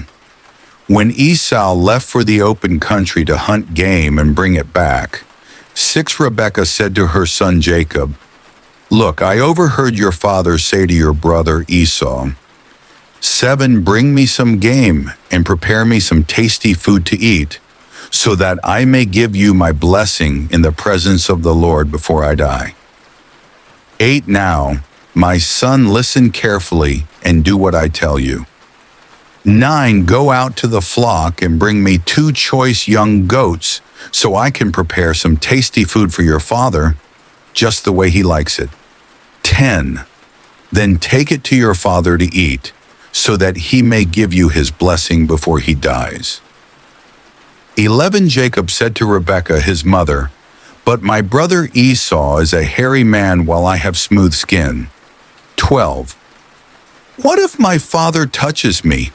I would appear to be tricking him and would bring down a curse on myself rather than a blessing. 13. His mother said to him, My son, let the curse fall on me. Just do what I say. Go and get them for me. 14. So he went and got them and brought them to his mother, and she prepared some tasty food, just the way his father liked it. 15. Then Rebekah took the best clothes of Esau, her older son, which she had in the house, and put them on her younger son Jacob. 16. She also covered his hands and the smooth part of his neck with the goat skins. 17. Then she handed to her son Jacob the tasty food and the bread she had made. 18. He went to his father and said, My father. Yes, my son, he answered. Who is it? 19. Jacob said to his father, I am Esau, your firstborn. I have done as you told me. Please sit up and eat some of my game, so that you may give me your blessing. 20. Isaac asked his son, How did you find it so quickly, my son? The Lord your God gave me success, he replied. 21. Then Isaac said to Jacob, Come near so I can touch you, my son, to know whether you really are my son Esau or not. 22. Jacob went close to his father Isaac, who touched him and said, The voice is the voice of Jacob, but the hands are the hands of Esau. 23. He did not recognize him, for his hands were hairy like those of his brother Esau. So he proceeded to bless him. 24. Are you really my son Esau? He asked. I am, he replied. 25. Then he said, My son, bring me some of your game to eat, so that I may give you my blessing. Jacob brought it to him, and he ate, and he brought some wine, and he drank. 26. Then his father Isaac said to him, Come here, my son, and kiss me. 27. So he went to him and kissed him. When Isaac caught the smell of his clothes, he blessed him and said, Ah, the smell of my son is like the smell of a field that the Lord has blessed. 28. May God give you heaven's dew and earth's richness, an abundance of grain and new wine. 29. May nations serve you and peoples bow down to you. Be Lord over your brothers, and may the sons of your mother bow down to you. May those who curse you be cursed, and those who bless you be blessed. 30. After Isaac finished blessing him, and Jacob had scarcely left his father's presence, his brother Esau came in from hunting. 31. He too prepared some tasty food and brought it to his father. Then he said to him, My father, please sit up and eat some of my game, so that you may give me your blessing. 32. His father Isaac asked him, Who are you? I am your son, he answered, your firstborn, Esau. 33. Isaac trembled violently and said, Who was it then that hunted game and brought it to me? I ate it just before you came, and I blessed him, and indeed he will be blessed. 34. When Esau heard his father's words, he burst out with a loud and bitter cry, and said to his father, Bless me, me too, my father. 35. But he said, Your brother came deceitfully and took your blessing. 36. Esau said, Isn't he rightly named Jacob? This is the second time he has taken advantage of me. He took my birthright, and now he's taken my blessing. Then he asked, Haven't you reserved any blessing for me?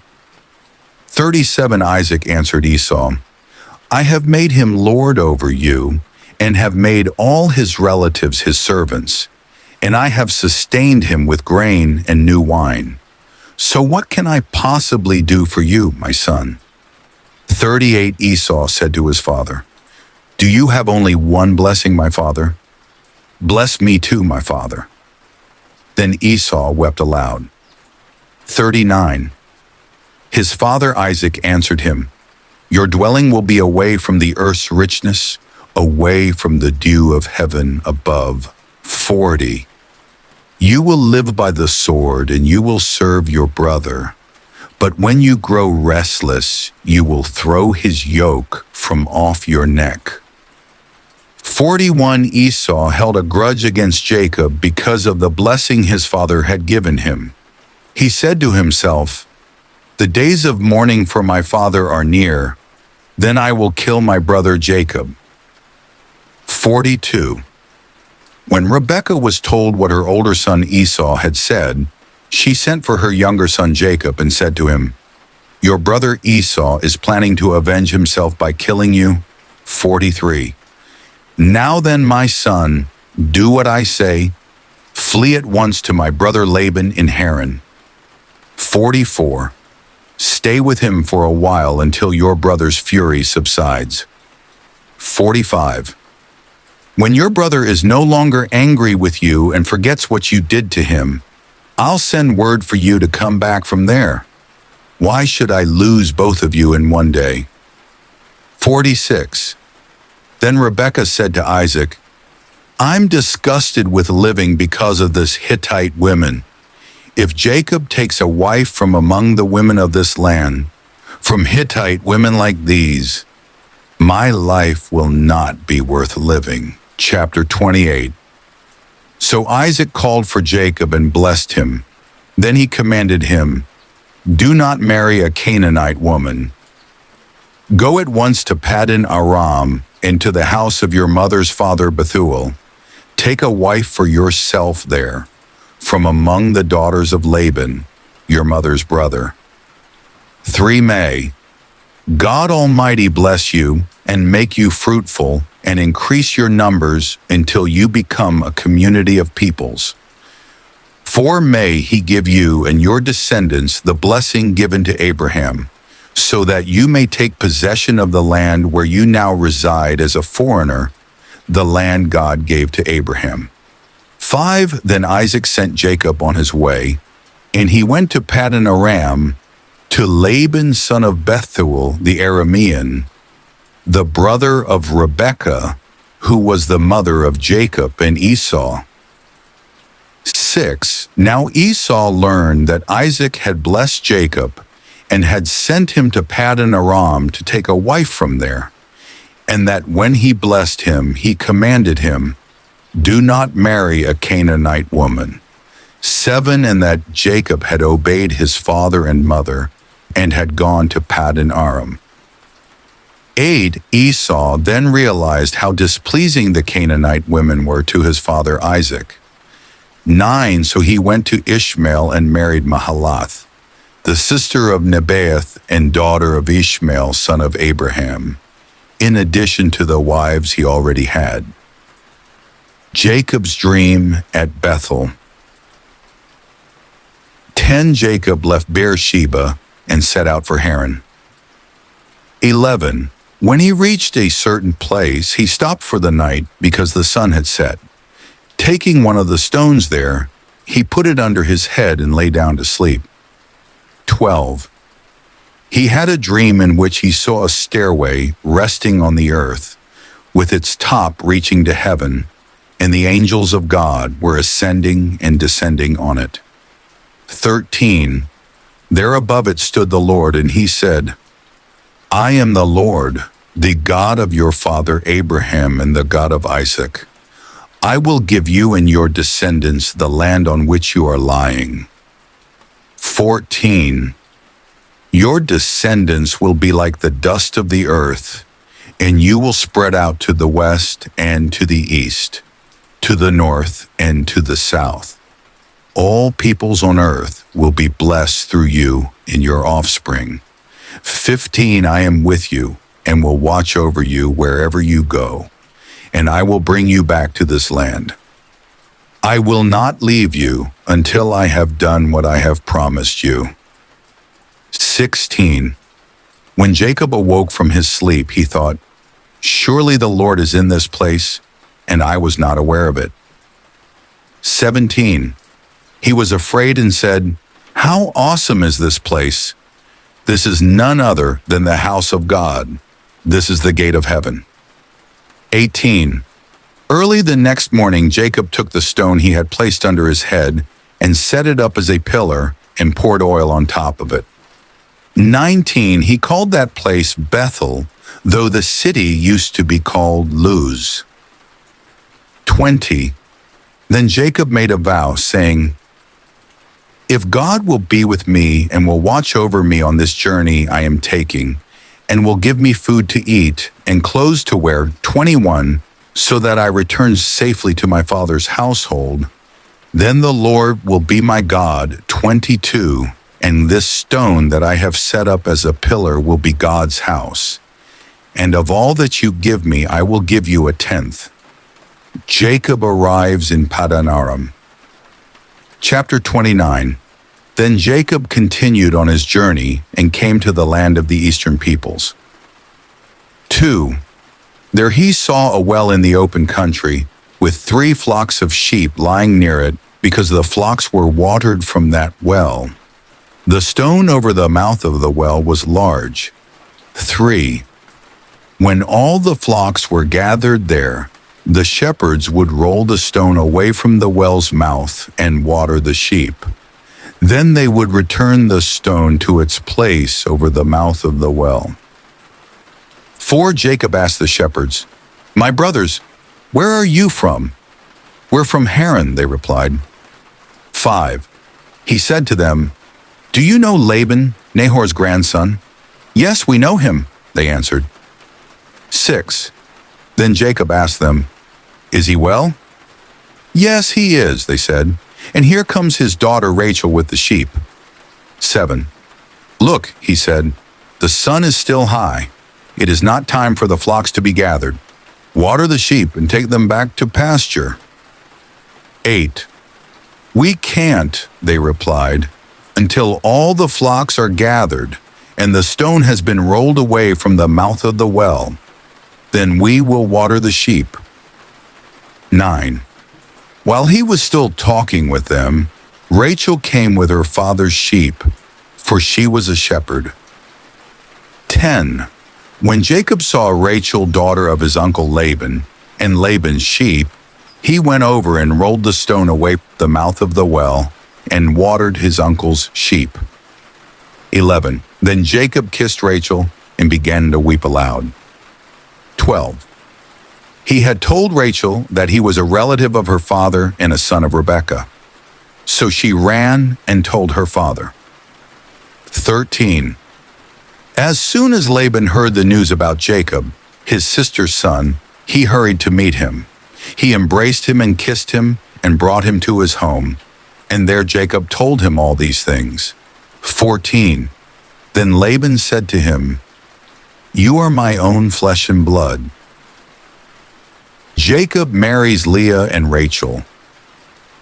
After Jacob had stayed with him for a whole month, 15, Laban said to him, Just because you are a relative of mine, should you work for me for nothing? Tell me what your wages should be. 16. Now Laban had 2 daughters. The name of the older was Leah, and the name of the younger was Rachel. 17.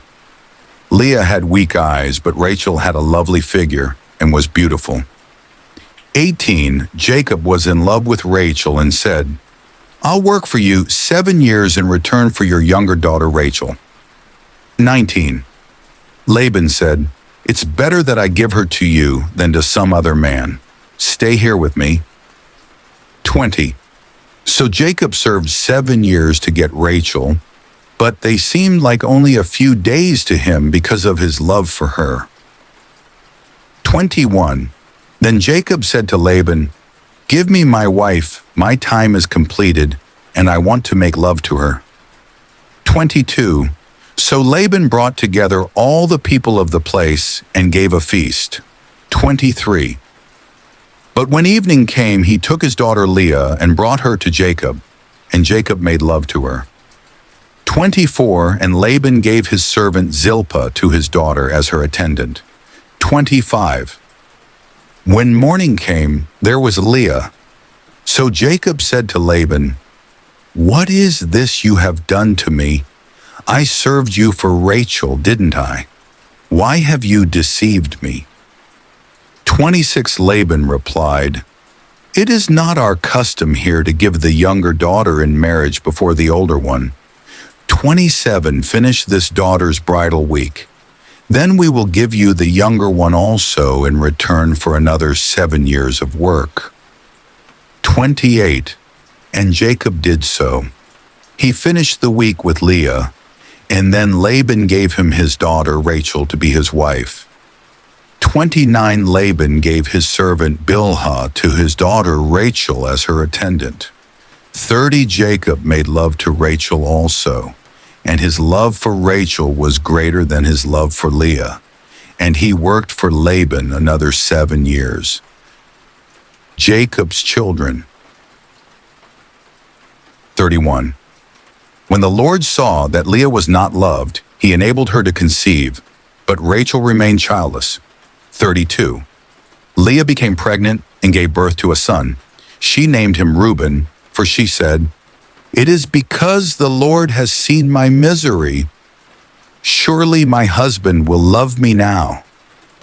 33. She conceived again, and when she gave birth to a son, she said, "Because the Lord heard that I am not loved, he gave me this one too." So she named him Simeon. 34. Again she conceived, and when she gave birth to a son, she said, "Now at last my husband will become attached to me, because I have borne him 3 sons." So he was named Levi. 35. She conceived again, and when she gave birth to a son, she said, "This time I will praise the Lord." So she named him Judah. Then she stopped having children. Chapter 30. When Rachel saw that she was not bearing Jacob any children, she became jealous of her sister. So she said to Jacob, "Give me children or I'll die."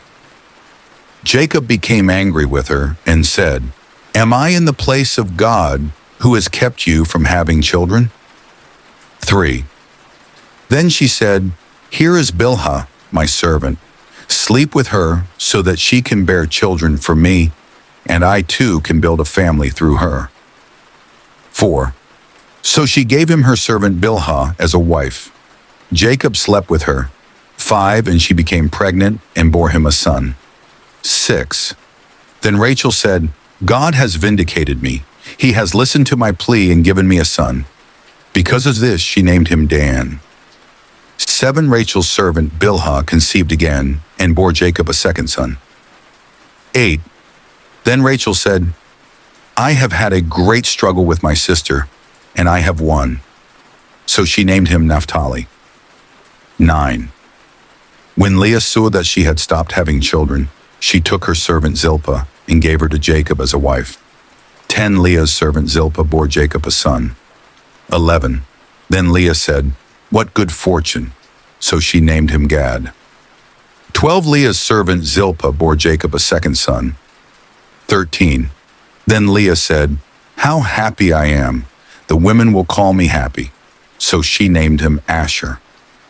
14. During wheat harvest, Reuben went out into the fields and found some mandrake plants, which he brought to his mother Leah. Rachel said to Leah, "Please give me some of your son's mandrakes." 15. But she said to her, "Wasn't it enough that you took away my husband? Will you take my son's mandrakes too?" "Very well," Rachel said. "He can sleep with you tonight in return for your son's mandrakes." 16. So when Jacob came in from the fields that evening, Leah went out to meet him. "You must sleep with me," she said. "I have hired you with my son's mandrakes." So he slept with her that night. 17. God listened to Leah, and she became pregnant and bore Jacob a fifth son. 18. Then Leah said, "God has rewarded me for giving my servant to my husband." So she named him Issachar. 19. Leah conceived again and bore Jacob a sixth son. 20. Then Leah said, God has presented me with a precious gift. This time my husband will treat me with honor, because I have borne him 6 sons. So she named him Zebulun. 21. Sometime later she gave birth to a daughter and named her Dinah. 22. Then God remembered Rachel. He listened to her and enabled her to conceive. 23. She became pregnant and gave birth to a son and said, God has taken away my disgrace. 24. She named him Joseph and said, May the Lord add to me another son. Jacob's flocks increase. 25. After Rachel gave birth to Joseph, Jacob said to Laban, Send me on my way so I can go back to my own homeland. 26. Give me my wives and children for whom I have served you, and I will be on my way. You know how much work I have done for you. 27. But Laban said to him, If I have found favor in your eyes, please stay. I have learned by divination that the Lord has blessed me because of you. 28, he added, Name your wages, and I will pay them. 29, Jacob said to him, You know how I have worked for you, and how your livestock has fared under my care. 30. The little you had before I came has increased greatly, and the Lord has blessed you wherever I have been. But now, when may I do something for my own household? 31. What shall I give you? He asked. Don't give me anything, Jacob replied, but if you will do this one thing for me, I will go on tending your flocks and watching over them. 32. Let me go through all your flocks today and remove from them every speckled or spotted sheep, every dark-colored lamb, and every spotted or speckled goat. They will be my wages. 33. And my honesty will testify for me in the future. Whenever you check on the wages you have paid me, any goat in my possession that is not speckled or spotted, or any lamb that is not dark-colored, will be considered stolen. 34. Agreed, said Laban. Let it be as you have said. 35. That same day he removed all the male goats that were streaked or spotted, and all the speckled or spotted female goats, all that had white on them, and all the dark-colored lambs, and he placed them in the care of his sons. 36. Then he put a 3-day journey between himself and Jacob, while Jacob continued to tend the rest of Laban's flocks. 37 Jacob, however, took fresh-cut branches from poplar, almond, and plane trees and made white stripes on them by peeling the bark and exposing the white inner wood of the branches. 38. Then he placed the peeled branches in all the watering troughs so that they would be directly in front of the flocks when they came to drink. When the flocks were in heat and came to drink, 39 they mated in front of the branches, and they bore young that were streaked or speckled or spotted. 40 Jacob set apart the young of the flock by themselves, but made the rest face the streaked and dark-colored animals that belonged to Laban. Thus he made separate flocks for himself and did not put them with Laban's animals. 41. Whenever the stronger females were in heat, Jacob would place the branches in the troughs in front of the animals, so they would mate near the branches. 42. But if the animals were weak, he would not place them there. So the weak animals went to Laban, and the strong ones to Jacob. 43.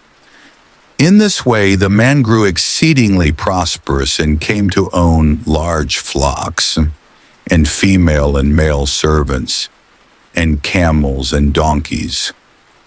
Jacob flees from Laban. Chapter 31. Jacob heard that Laban's sons were saying, "Jacob has taken everything our father owned and has gained all this wealth from what belonged to our father." 2. And Jacob noticed that Laban's attitude toward him was not what it had been. 3. Then the Lord said to Jacob, "Go back to the land of your fathers and to your relatives, and I will be with you." 4. So Jacob sent word to Rachel and Leah to come out to the fields where his flocks were.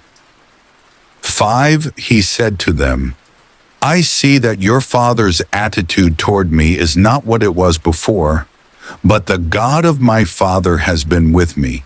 6. You know that I've worked for your father with all my strength. 7. Yet your father has cheated me by changing my wages 10 times. However, God has not allowed him to harm me. 8. If he said, "The speckled ones will be your wages," then all the flocks gave birth to speckled young. And if he said, "The streaked ones will be your wages," then all the flocks bore streaked young. So God has taken away your father's livestock and has given them to me. 10. In breeding season, I once had a dream in which I looked up and saw that the male goats mating with the flock were streaked, speckled, or spotted. 11. The angel of God said to me in the dream, "Jacob." I answered, "Here I am." 12. And he said, "Look up and see that all the male goats mating with the flock are streaked, speckled, or spotted, for I have seen all that Laban has been doing to you." 13. I am the God of Bethel, where you anointed a pillar and where you made a vow to me. Now leave this land at once and go back to your native land. 14. Then Rachel and Leah replied, "Do we still have any share in the inheritance of our father's estate?" 15. Does he not regard us as foreigners? Not only has he sold us, but he has used up what was paid for us. 16. Surely all the wealth that God took away from our father belongs to us and our children. So do whatever God has told you. 17. Then Jacob put his children and his wives on camels. 18. And he drove all his livestock ahead of him, along with all the goods he had accumulated in Padan Aram, to go to his father Isaac in the land of Canaan. 19. When Laban had gone to shear his sheep, Rachel stole her father's household gods. 20. Moreover, Jacob deceived Laban the Aramean by not telling him he was running away. 21. So he fled with all he had, crossed the Euphrates River, and headed for the hill country of Gilead. Laban pursues Jacob. 22. On the third day, Laban was told that Jacob had fled. 23. Taking his relatives with him, he pursued Jacob for 7 days and caught up with him in the hill country of Gilead. 24. Then God came to Laban the Aramean in a dream at night and said to him, "Be careful not to say anything to Jacob, either good or bad." 25. Jacob had pitched his tent in the hill country of Gilead when Laban overtook him, and Laban and his relatives camped there too. 26. Then Laban said to Jacob, "What have you done? You've deceived me, and you've carried off my daughters like captives in war." 27. Why did you run off secretly and deceive me? Why didn't you tell me so I could send you away with joy and singing to the music of timbrels and harps? 28. You didn't even let me kiss my grandchildren and my daughters goodbye. You have done a foolish thing. 29. I have the power to harm you. But last night the God of your father said to me, "Be careful not to say anything to Jacob, either good or bad." 30. Now you have gone off because you long to return to your father's household. But why did you steal my gods? 31. Jacob answered Laban, "I was afraid because I thought you would take your daughters away from me by force." 32. But if you find anyone who has your gods, that person shall not live. In the presence of our relatives, see for yourself whether there is anything of yours here with me, and if so, take it. Now Jacob did not know that Rachel had stolen the gods. 33. So Laban went into Jacob's tent, and into Leah's tent, and into the tent of the two female servants. But he found nothing. After he came out of Leah's tent, he entered Rachel's tent. 34. Now Rachel had taken the household gods and put them inside her camel's saddle and was sitting on them. Laban searched through everything in the tent but found nothing. 35. Rachel said to her father, "Don't be angry, my lord, that I cannot stand up in your presence. I'm having my period." So he searched but could not find the household gods. 36. Jacob was angry and took Laban to task.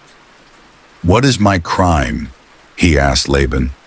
"How have I wronged you that you hunt me down?" 37. Now that you have searched through all my goods, what have you found that belongs to your household? Put it here in front of your relatives and mine, and let them judge between the two of us. 38. I have been with you for 20 years now. Your sheep and goats have not miscarried, nor have I eaten rams from your flocks. 39. I did not bring you animals torn by wild beasts. I bore the loss myself, and you demanded payment from me for whatever was stolen by day or night. 40. This was my situation. The heat consumed me in the daytime, and the cold at night, and sleep fled from my eyes. 41. It was like this for the 20 years I was in your household. I worked for you 14 years for your 2 daughters and 6 years for your flocks, and you changed my wages 10 times. 42. If the God of my father, the God of Abraham and the fear of Isaac, had not been with me, you would surely have sent me away empty-handed. But God has seen my hardship and the toil of my hands, and last night he rebuked you. 43. Laban answered Jacob, "The women are my daughters, the children are my children, and the flocks are my flocks. All you see is mine. Yet what can I do today about these daughters of mine, or about the children they have borne?" 44. Come now, let's make a covenant, you and I, and let it serve as a witness between us. 45. So Jacob took a stone and set it up as a pillar. 46. He said to his relatives, "Gather some stones." So they took stones and piled them in a heap, and they ate there by the heap. 47. Laban called it Jegar Sahadutha, and Jacob called it Galid. 48. Laban said, "This heap is a witness between you and me today." That is why it was called Gilead. 49. It was also called Mizpah, because he said, "May the Lord keep watch between you and me when we are away from each other." 50. If you mistreat my daughters, or if you take any wives besides my daughters, even though no one is with us, remember that God is a witness between you and me. 51. Laban also said to Jacob, "Here is this heap, and here is this pillar I have set up between you and me." 52. This heap is a witness, and this pillar is a witness, that I will not go past this heap to your side to harm you, and that you will not go past this heap and pillar to my side to harm me. 53. May the God of Abraham and the God of Nahor, the God of their father, judge between us. So Jacob took an oath in the name of the fear of his father Isaac. 54. He offered a sacrifice there in the hill country and invited his relatives to a meal. After they had eaten, they spent the night there. 55. Early the next morning, Laban kissed his grandchildren and his daughters and blessed them. Then he left and returned home. Jacob prepares to meet Esau.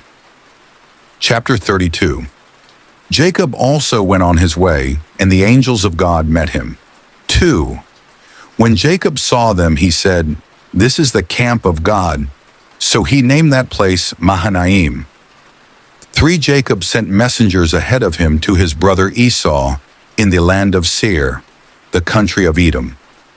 4. He instructed them, "This is what you are to say to my lord Esau. Your servant Jacob says, I have been staying with Laban and have remained there till now. 5. I have cattle and donkeys, sheep and goats, male and female servants. Now I am sending this message to my lord, that I may find favor in your eyes." 6. When the messengers returned to Jacob, they said, "We went to your brother Esau, and now he is coming to meet you, and 400 men are with him." 7. In great fear and distress, Jacob divided the people who were with him into 2 groups, and the flocks and herds and camels as well. 8. He thought, if Esau comes and attacks one group, the groupus that is left may escape. 9. Then Jacob prayed, "O God of my father Abraham, God of my father Isaac, Lord, you who said to me, 'Go back to your country and your relatives, and I will make you prosper.' 10. I am unworthy of all the kindness and faithfulness you have shown your servant. I had only my staff when I crossed this Jordan, but now I have become 2 camps. 11. Save me, I pray, from the hand of my brother Esau, for I am afraid he will come and attack me, and also the mothers with their children. 12. But you have said, I will surely make you prosper, and will make your descendants like the sand of the sea, which cannot be counted." 13. He spent the night there, and from what he had with him he selected a gift for his brother Esau. 14. 200 female goats and 20 male goats, 200 ewes and 20 rams, 15. 30 female camels with their young, 40 cows and 10 bulls, and 20 female donkeys and 10 male donkeys. 16. He put them in the care of his servants, each herd by itself, and said to his servants, "Go ahead of me, and keep some space between the herds." 17. He instructed the one in the lead, "When my brother Esau meets you and asks, 'Who do you belong to, and where are you going, and who owns all these animals in front of you?' 18. Then you are to say, 'They belong to your servant Jacob. They are a gift sent to my lord Esau, and he is coming behind us.'" 19. He also instructed the 2nd, the 3rd, and all the others who followed the herds. "You are to say the same thing to Esau when you meet him. 20. And be sure to say, 'Your servant Jacob is coming behind us.' For he thought, I will pacify him with these gifts I am sending on ahead. Later when I see him, perhaps he will receive me." 21. So Jacob's gifts went on ahead of him, but he himself spent the night in the camp. Jacob wrestles with God. 22. That night Jacob got up and took his 2 wives, his 2 female servants, and his 11 sons, and crossed the ford of the Jabbok. 23. After he had sent them across the stream, he sent over all his possessions. 24. So Jacob was left alone, and a man wrestled with him till daybreak. 25. When the man saw that he could not overpower him, he touched the socket of Jacob's hip, so that his hip was wrenched as he wrestled with the man. 26. Then the man said, "Let me go, for it is daybreak."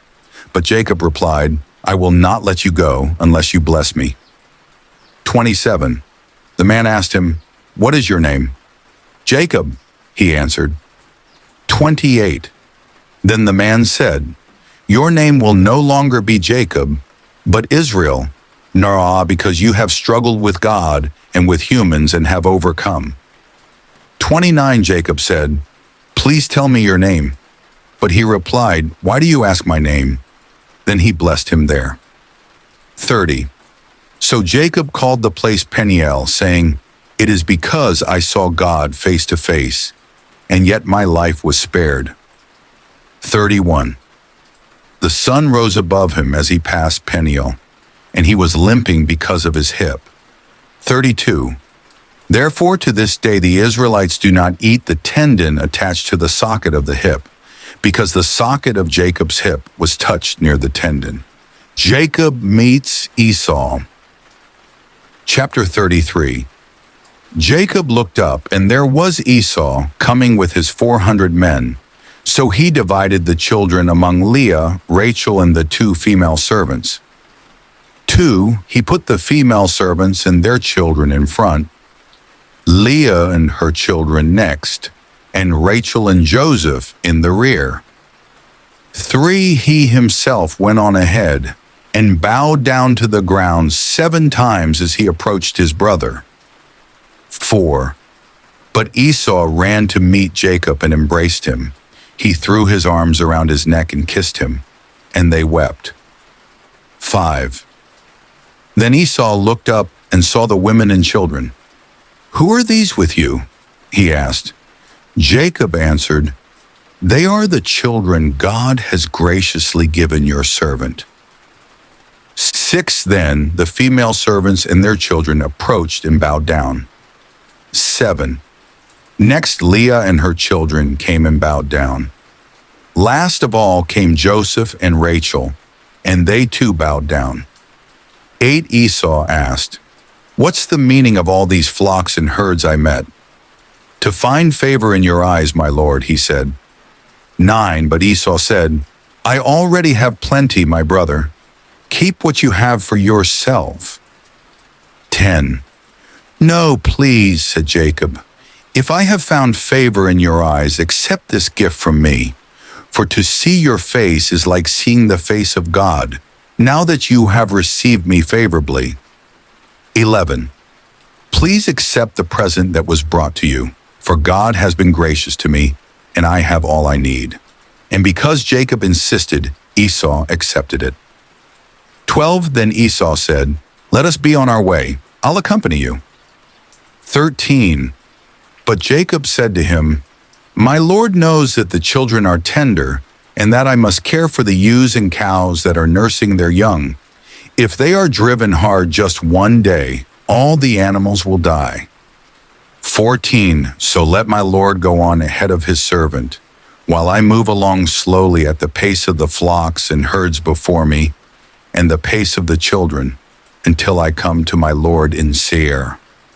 15 Esau said, Then let me leave some of my men with you. But why do that? Jacob asked. Just let me find favor in the eyes of my Lord. 16 So that day Esau started on his way back to Seir. 17 Jacob, however, went to Succoth, where he built a place for himself and made shelters for his livestock. That is why the place is called Succoth. 18 After Jacob came from Paddan Aram, he arrived safely at the city of Shechem in Canaan, and camped within sight of the city. 19 For 100 pieces of silver, he bought from the sons of Hamor, the father of Shechem, the plot of ground where he pitched his tent. 20 There he set up an altar and called it El Elohe Israel, Dinah and the Shechemites. Chapter 34. Now Dinah, the daughter Leah had borne to Jacob, went out to visit the women of the land. 2. When Shechem son of Hamor the Hivite, the ruler of that area, saw her, he took her and raped her.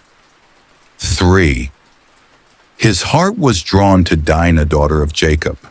He loved the young woman and spoke tenderly to her. 4. And Shechem said to his father Hamor, Get me this girl as my wife. 5. When Jacob heard that his daughter Dinah had been defiled, his sons were in the fields with his livestock, so he did nothing about it until they came home. 6. Then Shechem's father Hamor went out to talk with Jacob. 7. Meanwhile, Jacob's sons had come in from the fields as soon as they heard what had happened.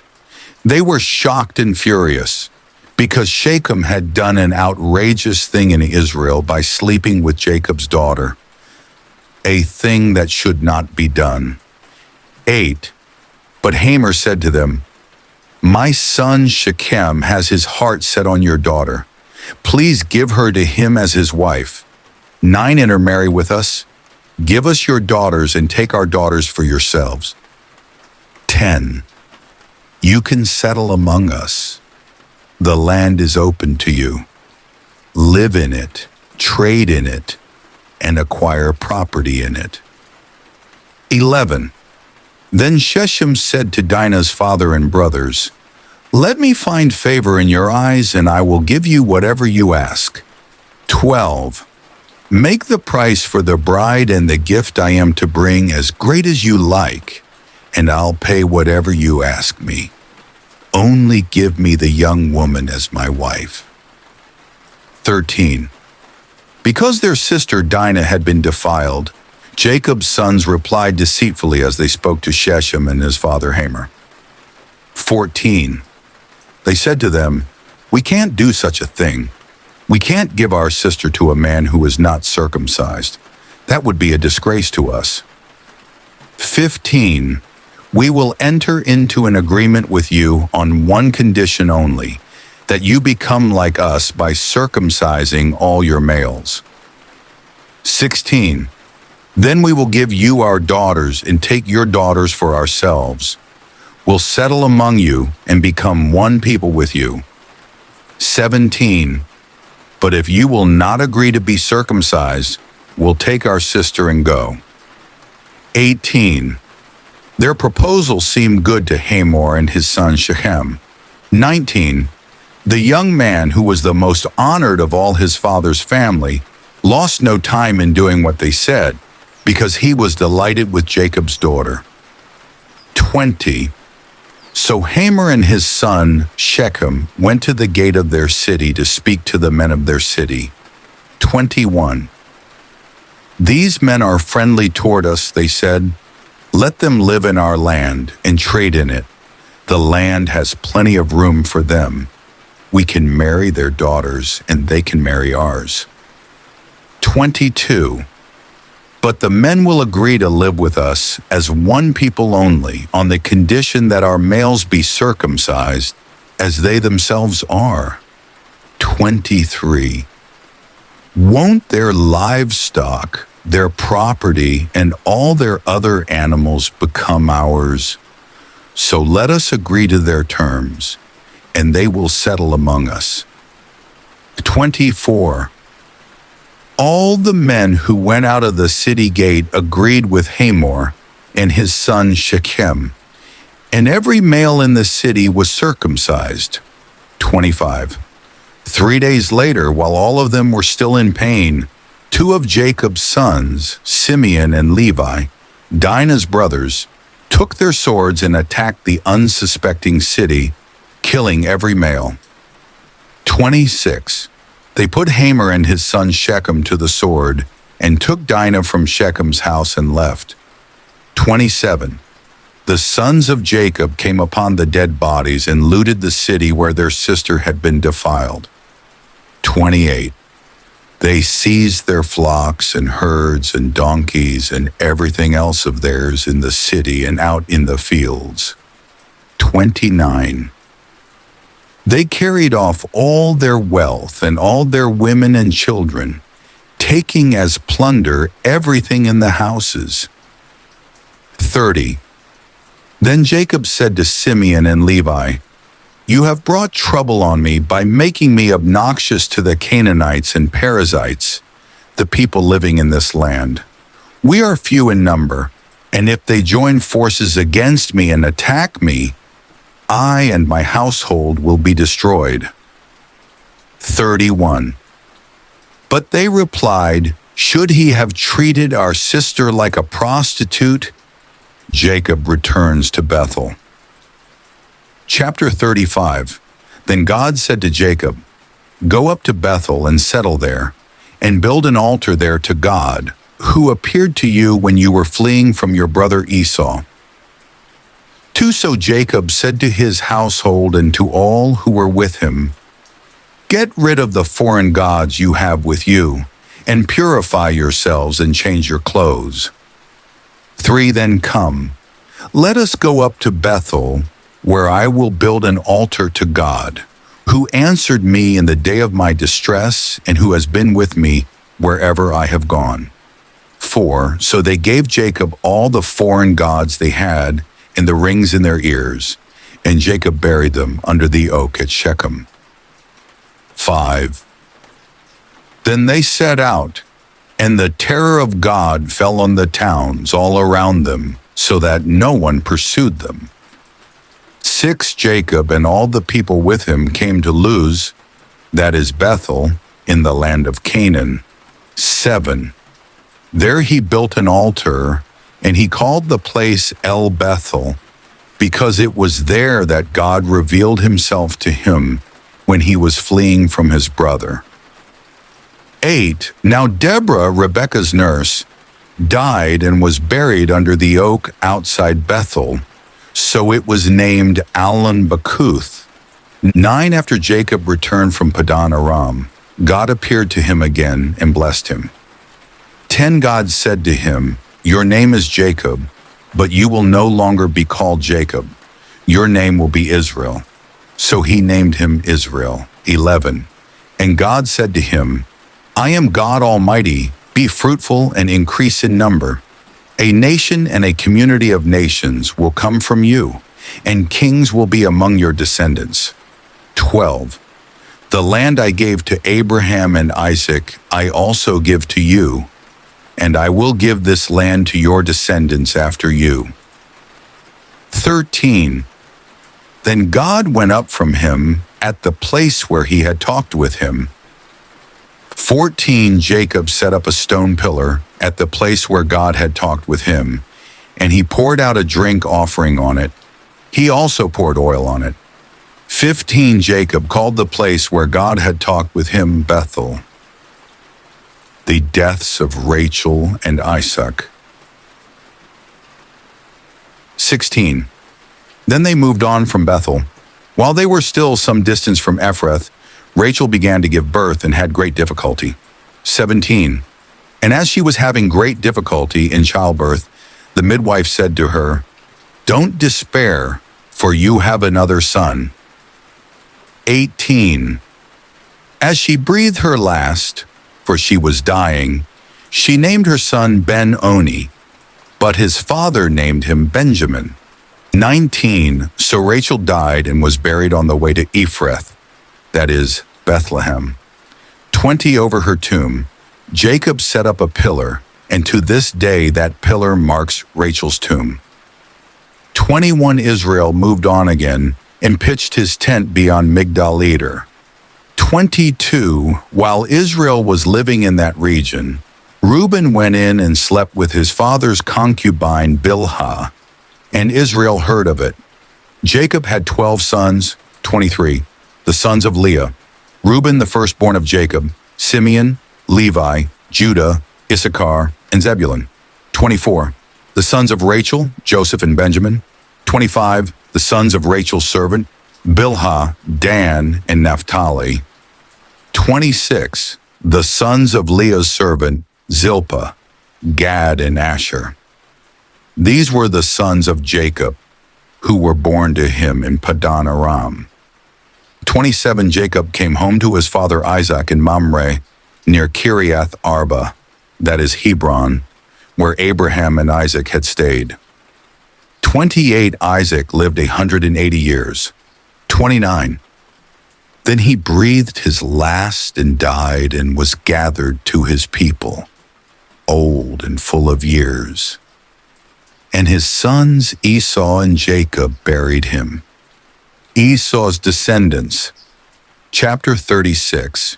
This is the account of the family line of Esau, that is Edom.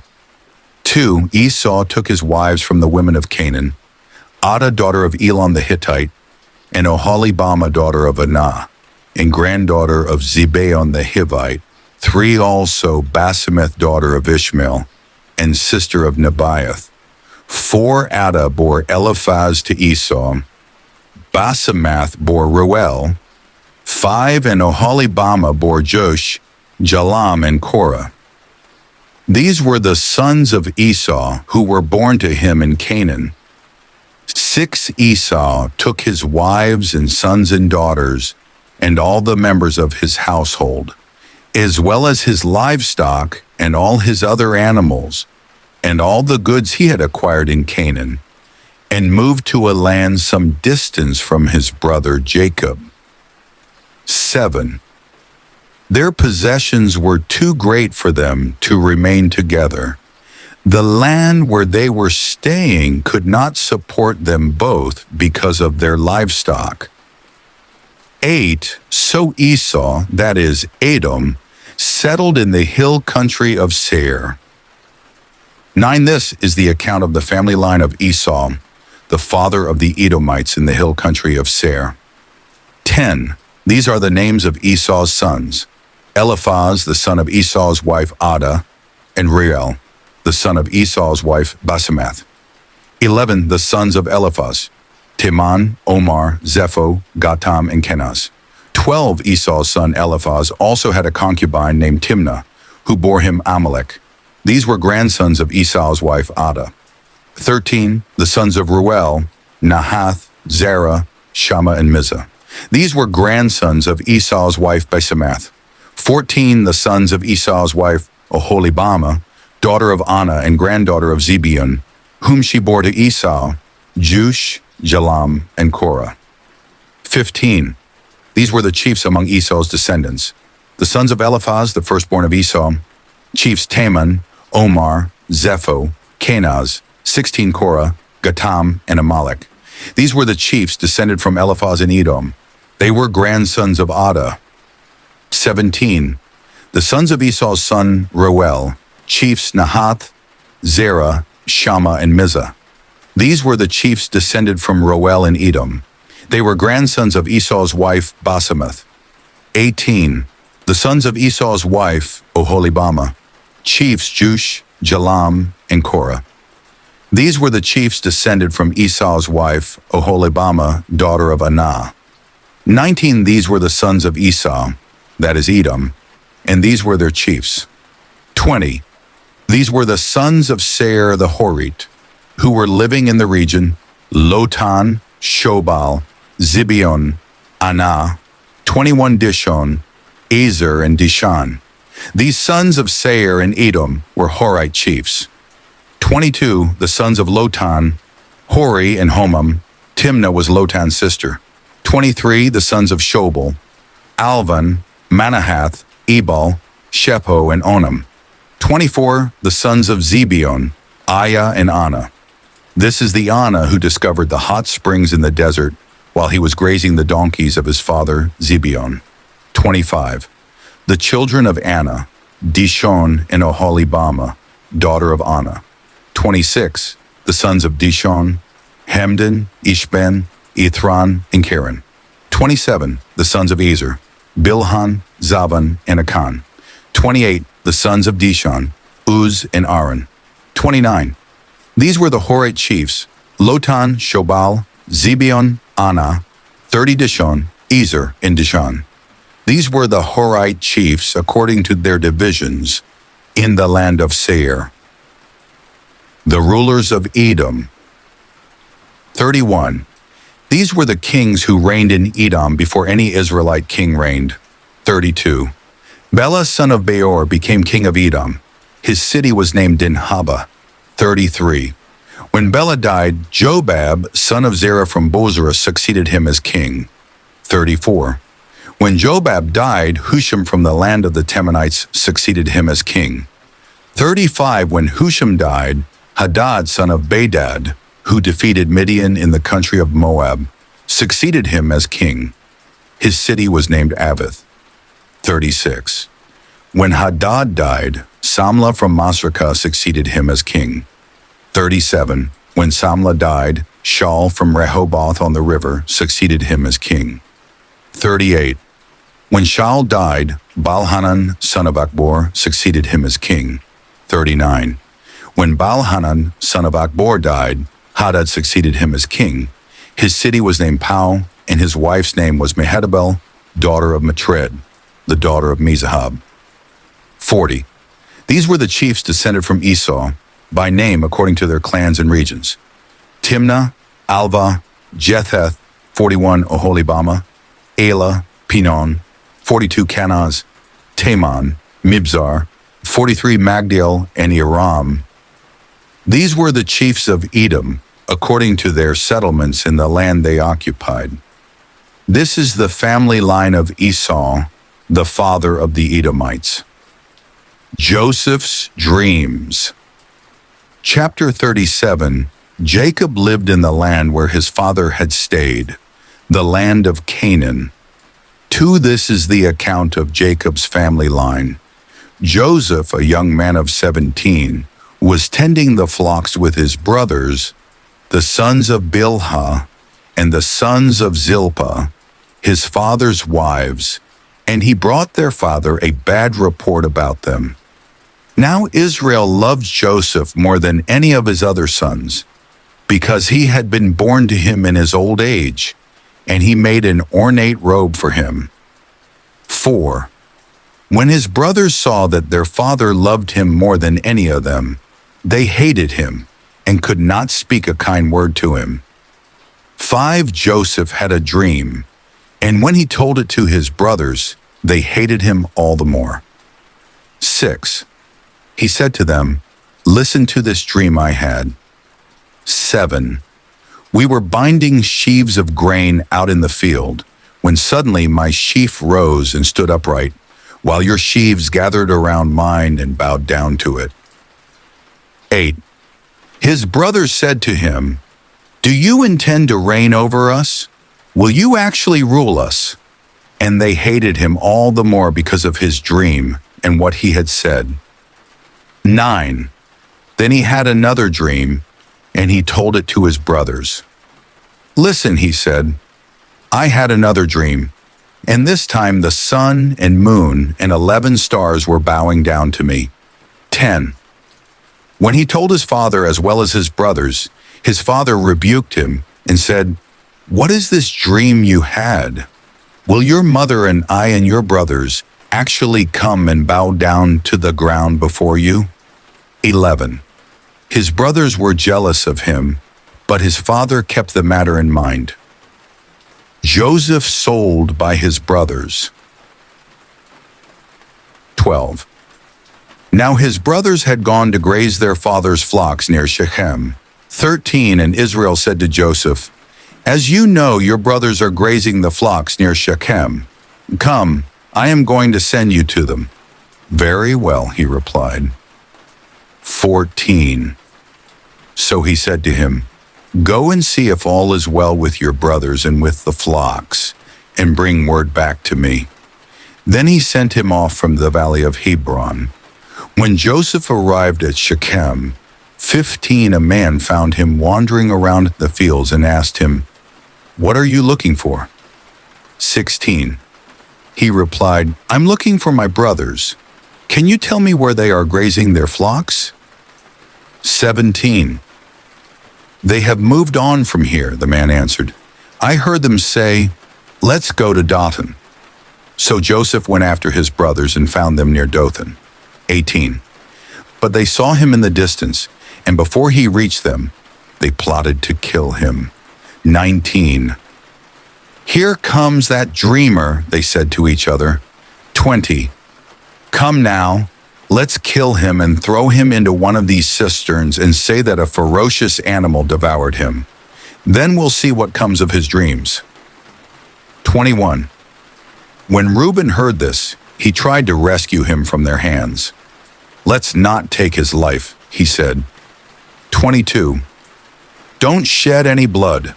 Throw him into this cistern here in the wilderness, but don't lay a hand on him." Reuben said this to rescue him from them and take him back to his father. 23. So when Joseph came to his brothers, they stripped him of his robe, the ornate robe he was wearing. 24. And they took him and threw him into the cistern. The cistern was empty. There was no water in it. 25. As they sat down to eat their meal, they looked up and saw a caravan of Ishmaelites coming from Gilead. Their camels were loaded with spices, balm, and myrrh, and they were on their way to take them down to Egypt. 26. Judah said to his brothers, "What will we gain if we kill our brother and cover up his blood?" 27. Come, let's sell him to the Ishmaelites and not lay our hands on him. After all, he is our brother, our own flesh and blood. His brothers agreed. 28.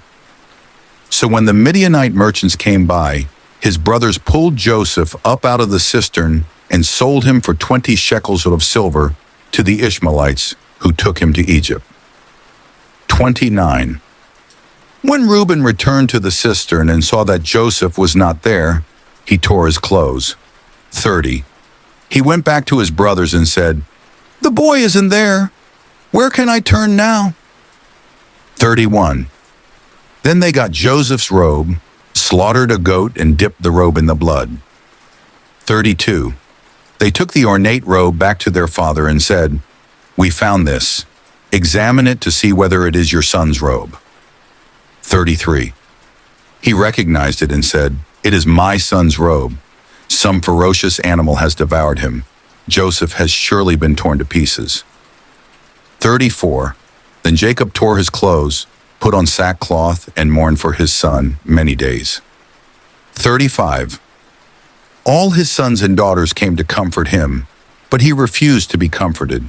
"No," he said, "I will continue to mourn until I join my son in the grave." So his father wept for him. 36. Meanwhile, the Midianites sold Joseph in Egypt to Potiphar, one of Pharaoh's officials, the captain of the guard. Judah and Tamar. Chapter 38. At that time, Judah left his brothers and went down to stay with a man of Adullam named Hira. 2. There Judah met the daughter of a Canaanite man named Shua. He married her and made love to her. 3. She became pregnant and gave birth to a son who was named 4. She conceived again and gave birth to a son and named him Onan. 5. She gave birth to still another son and named him Shelah. It was at Kezib that she gave birth to him. 6. Judah got a wife for his firstborn, and her name was Tamar. 7. But Judah's firstborn, was wicked in the Lord's sight, so the Lord put him to death. 8. Then Judah said to Onan, "Sleep with your brother's wife and fulfill your duty to her as a brother-in-law to raise up offspring for your brother." 9. But Onan knew that the child would not be his, so whenever he slept with his brother's wife, he spilled his semen on the ground to keep from providing offspring for his brother. 10. What he did was wicked in the Lord's sight, so the Lord put him to death also. 11. Judah then said to his daughter-in-law Tamar, "Live as a widow in your father's household until my son Shelah grows up." For he thought, he may die too, just like his brothers. So Tamar went to live in her father's household. 12. After a long time, Judah's wife, the daughter of Shua, died. When Judah had recovered from his grief, he went up to Timnah, to the men who were shearing his sheep, and his friend Hira the Adullamite went with him. 13. When Tamar was told, "Your father-in-law is on his way to Timnah to shear his sheep," 14. She took off her widow's clothes, covered herself with a veil to disguise herself, and then sat down at the entrance to Enaim, which is on the road to Timnah. For she saw that, though Shelah had now grown up, she had not been given to him as his wife. 15. When Judah saw her, he thought she was a prostitute, for she had covered her face. 16. Not realizing that she was his daughter-in-law, he went over to her by the roadside and said, "Come now, let me sleep with you." "And what will you give me to sleep with you?" she asked. 17.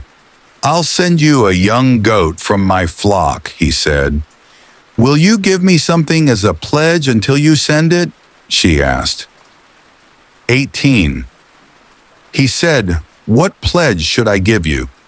"Your seal and its cord, and the staff in your hand," she answered.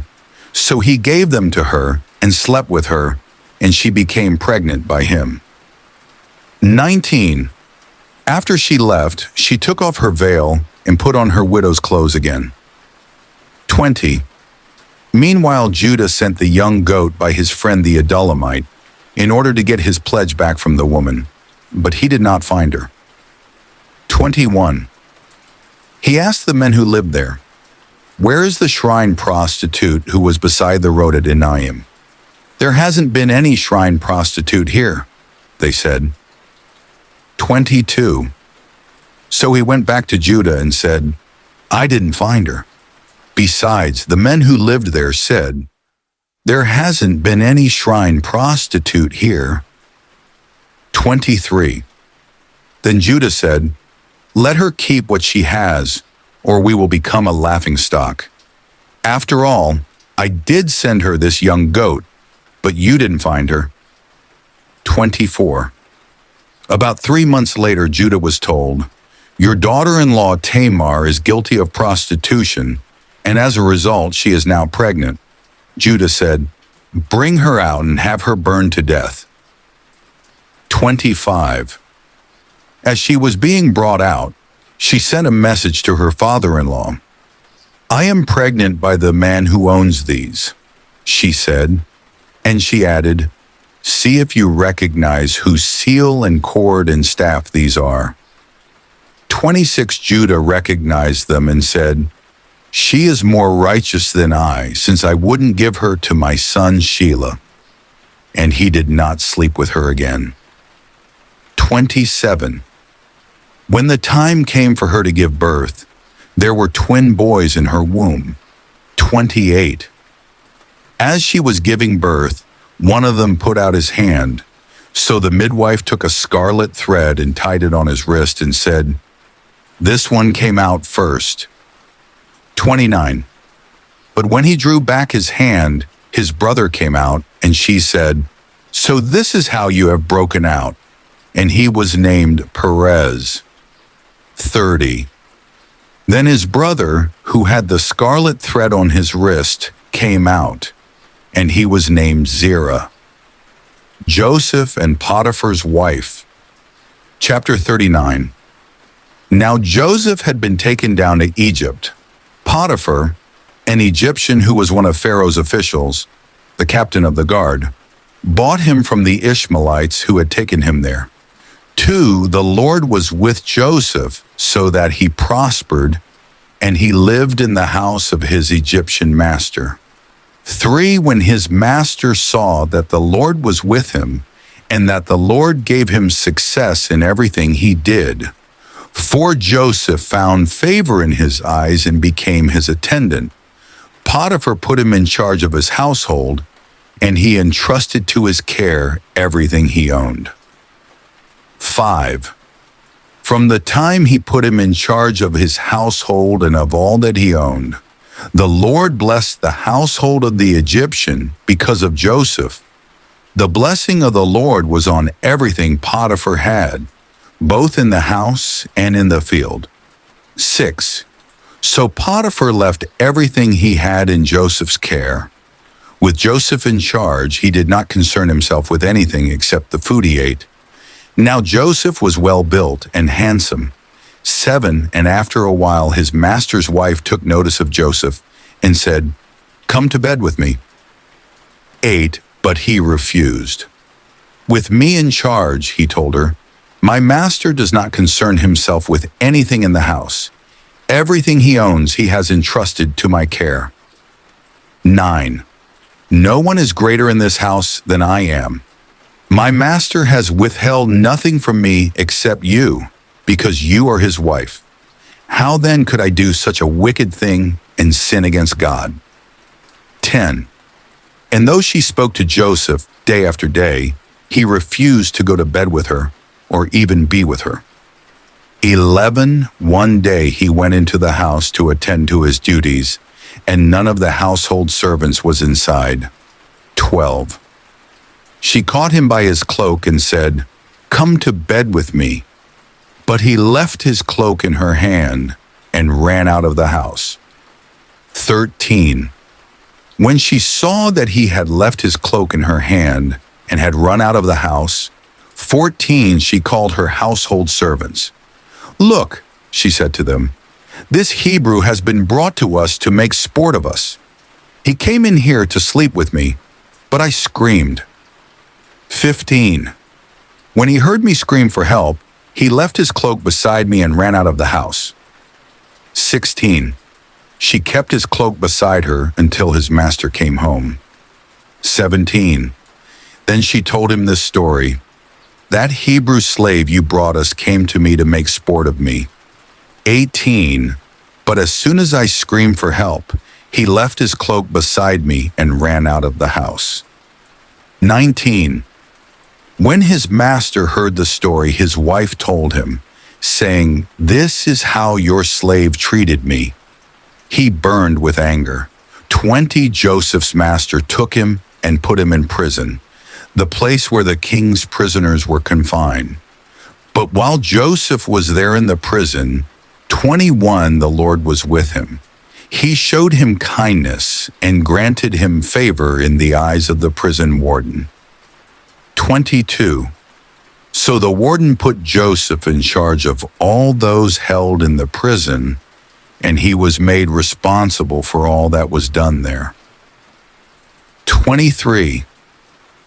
The warden paid no attention to anything under Joseph's care, because the Lord was with Joseph and gave him success in whatever he did. The cupbearer and the baker. Chapter 40. Sometime later, the cupbearer and the baker of the king of Egypt offended their master, the king of Egypt. 2. Pharaoh was angry with his 2 officials, the chief cupbearer and the chief baker. 3. And put them in custody in the house of the captain of the guard, in the same prison where Joseph was confined. 4. The captain of the guard assigned them to Joseph, and he attended them.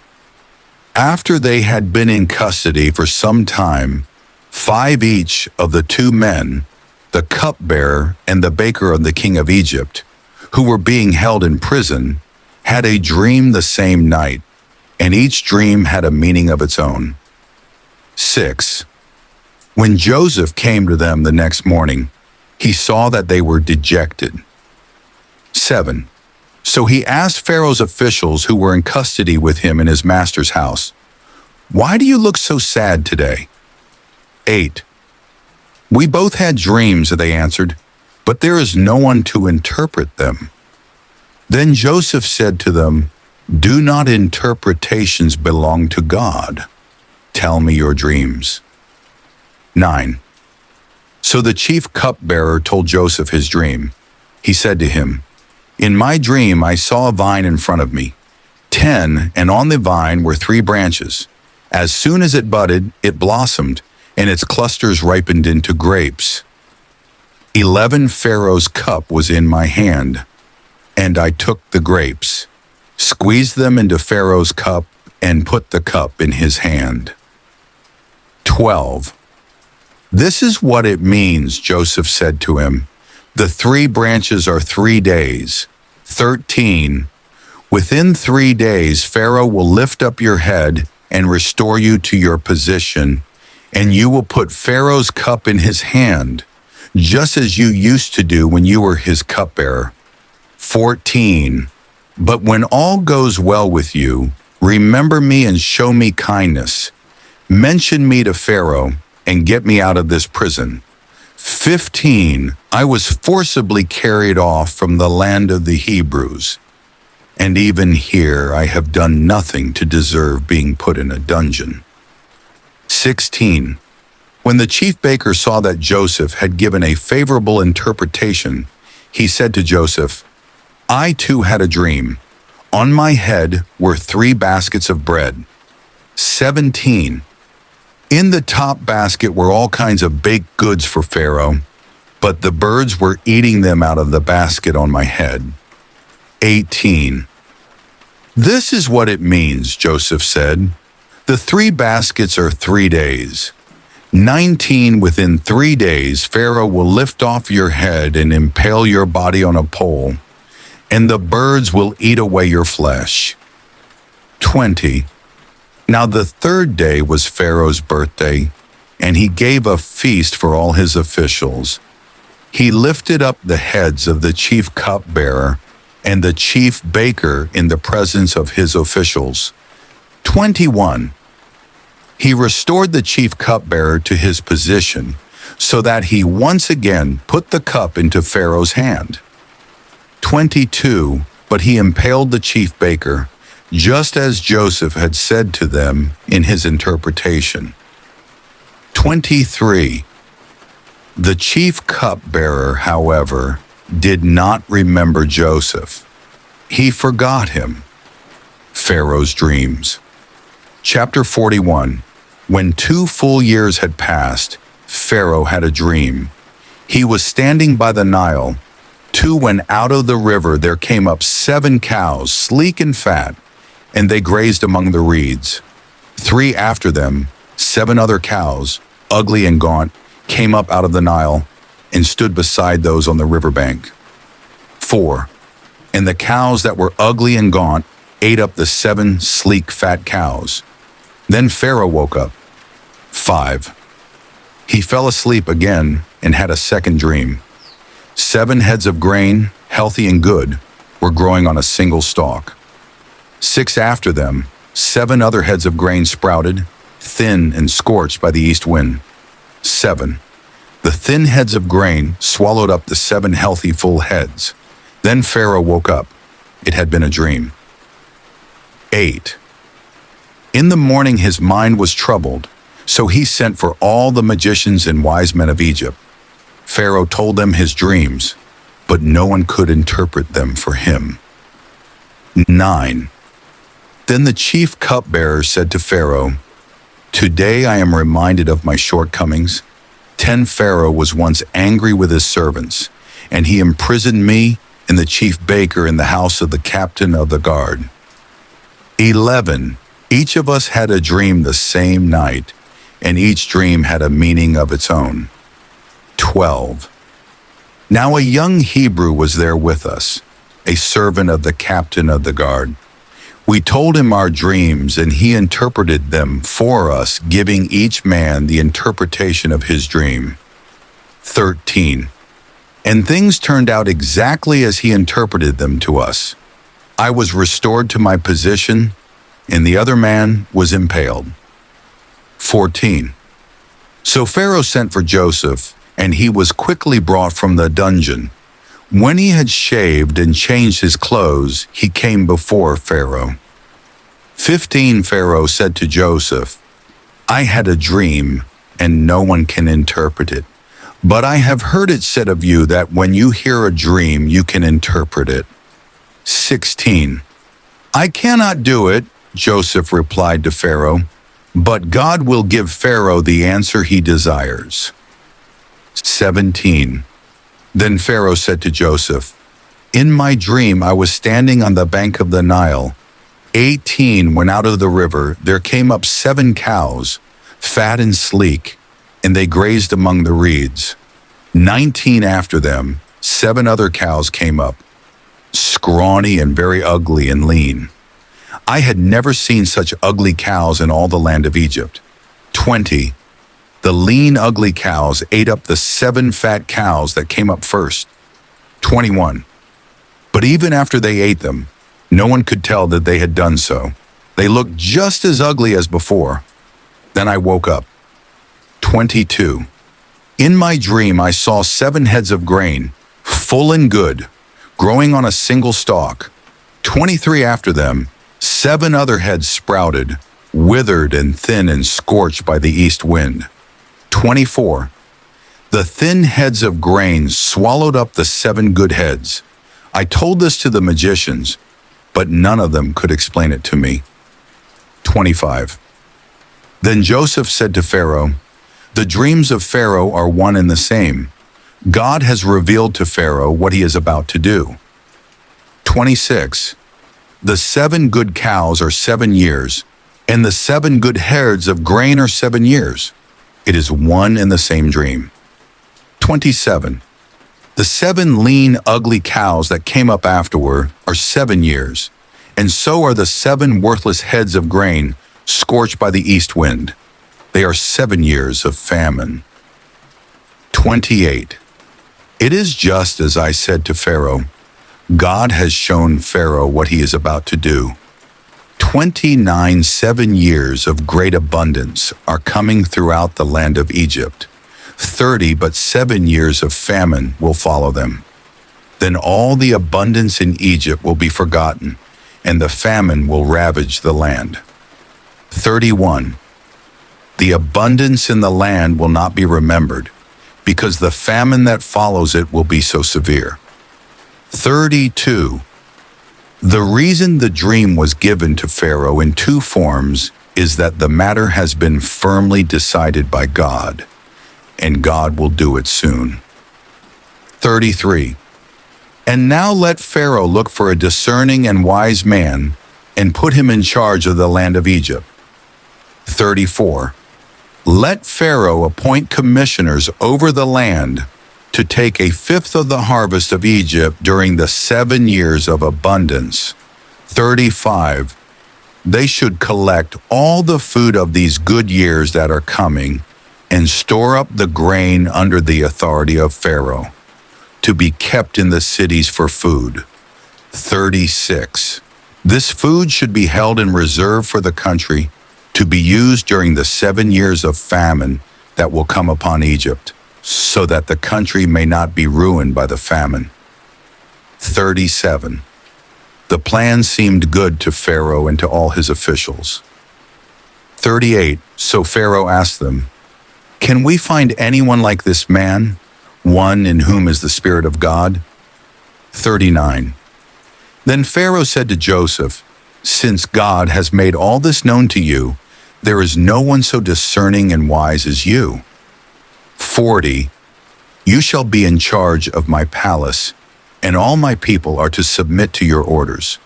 Only with respect to the throne will I be greater than you. Joseph in charge of Egypt. 41. So Pharaoh said to Joseph, "I hereby put you in charge of the whole land of Egypt." 42. Then Pharaoh took his signet ring from his finger and put it on Joseph's finger. He dressed him in robes of fine linen and put a gold chain around his neck. 43. He had him ride in a chariot as his second in command, and people shouted before him, "Make way!" Thus he put him in charge of the whole land of Egypt. 44. Then Pharaoh said to Joseph, "I am Pharaoh, but without your word no one will lift hand or foot in all Egypt."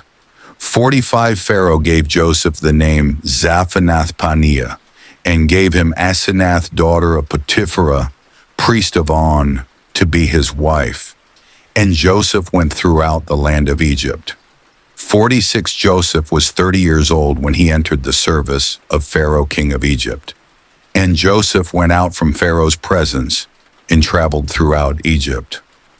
47. During the 7 years of abundance, the land produced plentifully.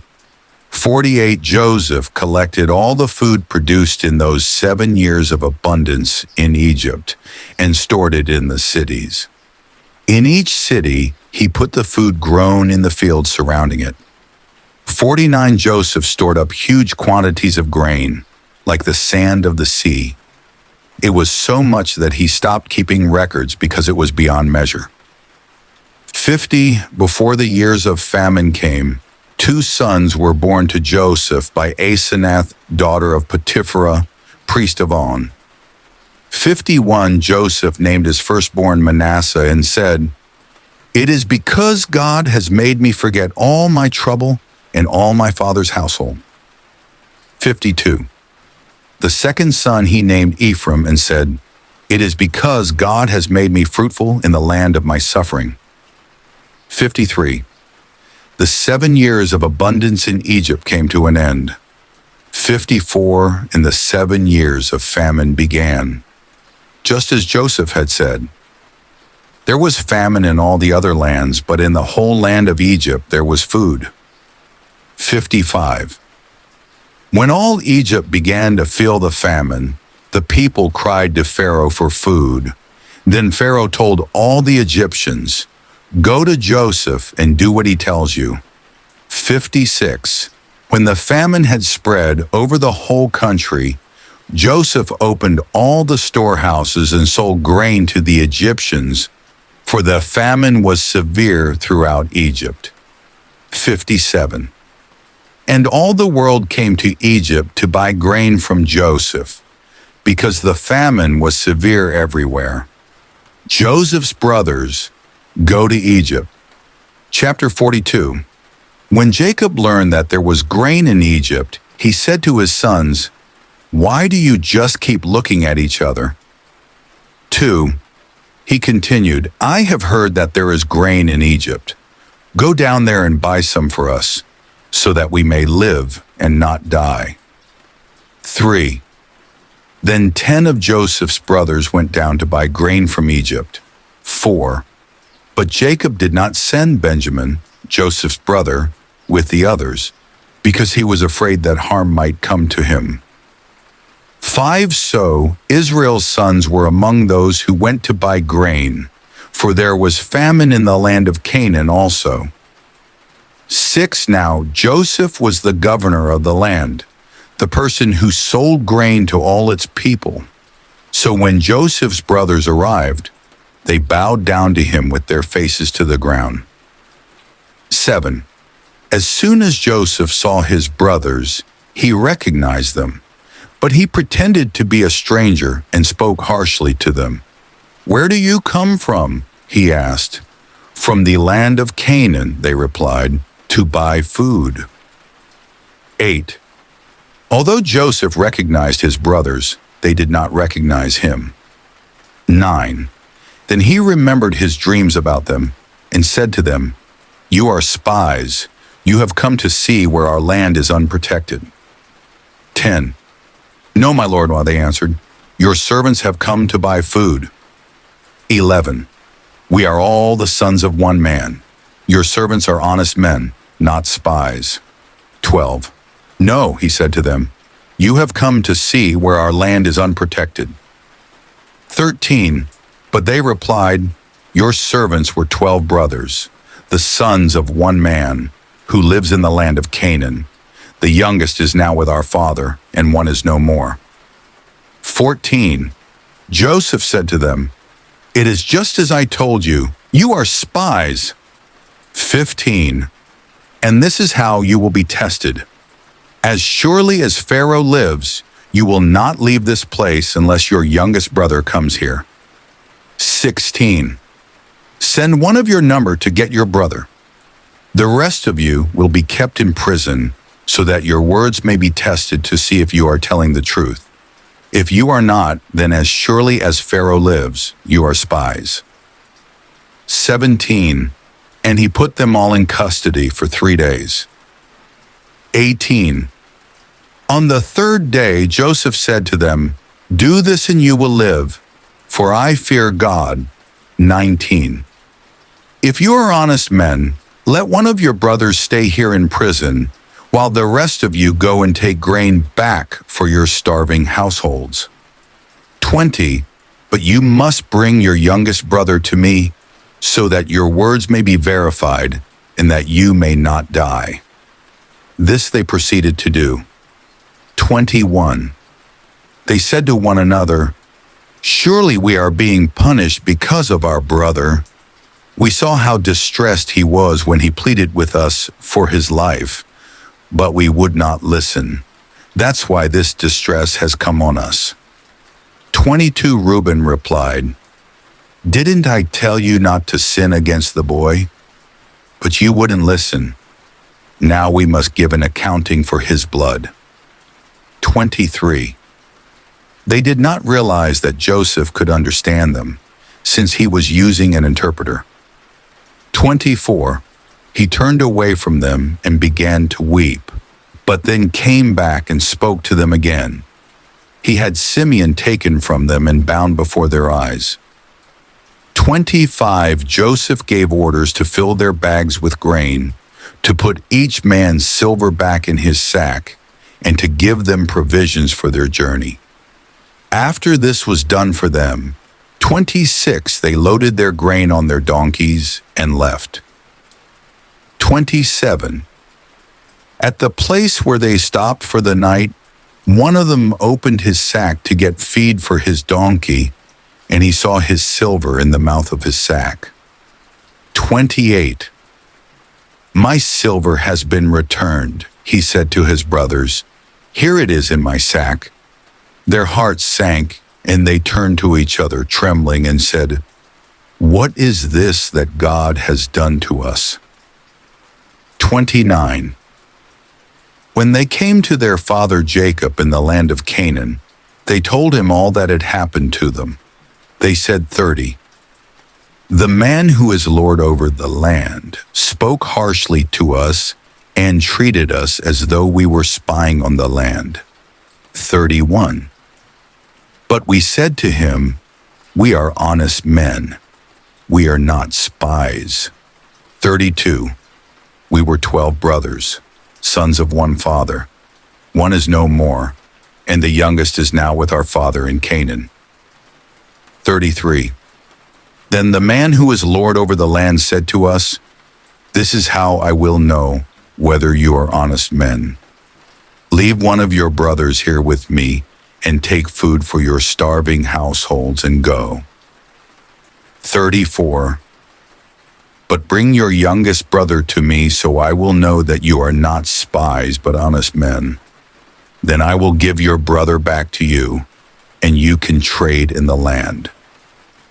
35. As they were emptying their sacks, there in each man's sack was his pouch of silver. When they and their father saw the money pouches, they were frightened. 36. Their father Jacob said to them, "You have deprived me of my children. Joseph is no more, and Simeon is no more, and now you want to take Benjamin. Everything is against me." 37. Then Reuben said to his father, "You may put both of my sons to death if I do not bring him back to you. Entrust him to my care, and I will bring him back." 38. But Jacob said, "My son will not go down there with you. His brother is dead, and he is the only one left. If harm comes to him on the journey you are taking, you will bring my gray head down to the grave in sorrow." The second journey to Egypt. Chapter 43. Now the famine was still severe in the land. So when they had eaten all the grain they had brought from Egypt, their father said to them, "Go back and buy us a little more food." But Judah said to him, "The man warned us solemnly, 'You will not see my face again unless your brother is with you.' 4. If you will send our brother along with us, we will go down and buy food for you. 5. But if you will not send him, we will not go down, because the man said to us, 'You will not see my face again unless your brother is with you.' 6. Israel asked, 'Why did you bring this trouble on me by telling the man you had another brother?' 7. They replied, 'The man questioned us closely about ourselves and our family. Is your father still living?' He asked us, 'Do you have another brother?' We simply answered his questions. How were we to know he would say, "Bring your brother down here"? 8. Then Judah said to Israel his father, "Send the boy along with me, and we will go at once, so that we and you and our children may live and not die. 9. I myself will guarantee his safety. You can hold me personally responsible for him. If I do not bring him back to you and set him here before you, I will bear the blame before you all my life. 10. As it is, if we had not delayed, we could have gone and returned twice." 11. Then their father Israel said to them, "If it must be, then do this. Put some of the best products of the land in your bags and take them down to the man as a gift, a little balm and a little honey, some spices and myrrh, some pistachio nuts and almonds." 12. Take double the amount of silver with you, for you must return the silver that was put back into the mouths of your sacks. Perhaps it was a mistake. 13. Take your brother also and go back to the man at once. 14. And may God Almighty grant you mercy before the man, so that he will let your other brother and Benjamin come back with you. As for me, if I am bereaved, I am bereaved. 15. So the men took the gifts and doubled the amount of silver, and Benjamin also. They hurried down to Egypt and presented themselves to Joseph. 16. When Joseph saw Benjamin with them, he said to the steward of his house, "Take these men to my house, slaughter an animal and prepare a meal. They are to eat with me at noon." 17. The man did as Joseph told him and took the men to Joseph's house. 18. Now the men were frightened when they were taken to his house. They thought, "We were brought here because of the silver that was put back into our sacks the first time. He wants to attack us and overpower us and seize us as slaves and take our donkeys." 19. So they went up to Joseph's steward and spoke to him at the entrance to the house. 20. "We beg your pardon, our lord," they said. "We came down here the first time to buy food." 21. But at the place where we stopped for the night, we opened our sacks, and each of us found his silver, the exact weight, in the mouth of his sack. So we have brought it back with us. 22. We have also brought additional silver with us to buy food. We don't know who put our silver in our sacks. 23. "It's all right," he said. "Don't be afraid. Your God, the God of your father, has given you treasure in your sacks. I received your silver." Then he brought Simeon out to them. 24. The steward took the men into Joseph's house, gave them water to wash their feet, and provided fodder for their donkeys. 25. They prepared their gifts for Joseph's arrival at noon, because they had heard that they were to eat there. 26. When Joseph came home, they presented to him the gifts they had brought into the house, and they bowed down before him to the ground. 27. He asked them how they were, and then he said, "How is your aged father you told me about? Is he still living?" 28. They replied, "Your servant, our father, is still alive and well." And they bowed down, prostrating themselves before him. 29. As he looked about and saw his brother Benjamin, his own mother's son, he asked, "Is this your youngest brother, the one you told me about?"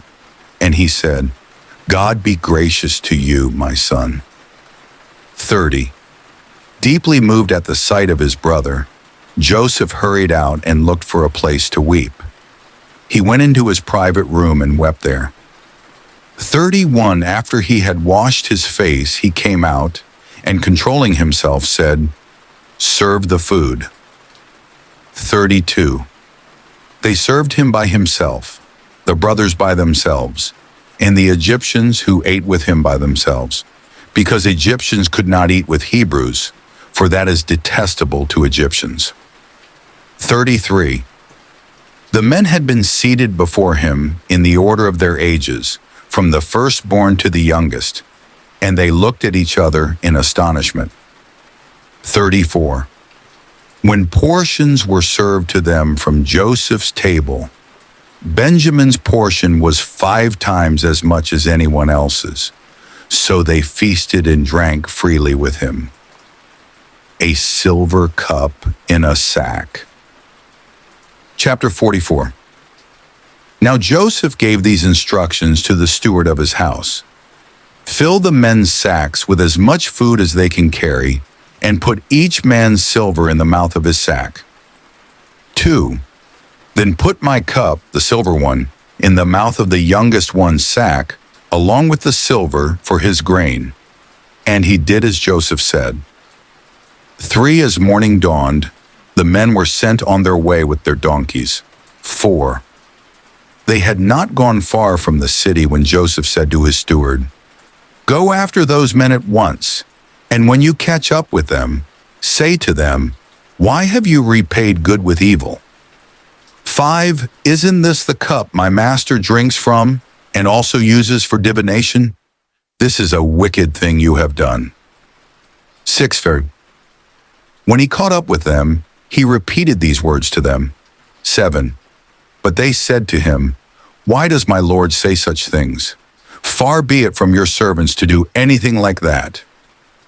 8. We even brought back to you from the land of Canaan the silver we found inside the mouths of our sacks. So why would we steal silver or gold from your master's house?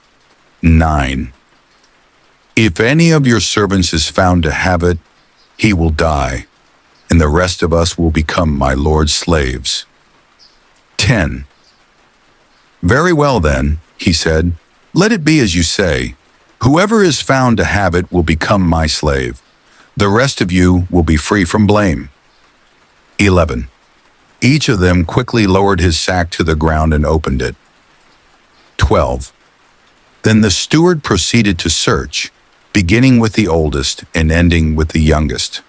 And the cup was found in Benjamin's sack. 13. At this they tore their clothes.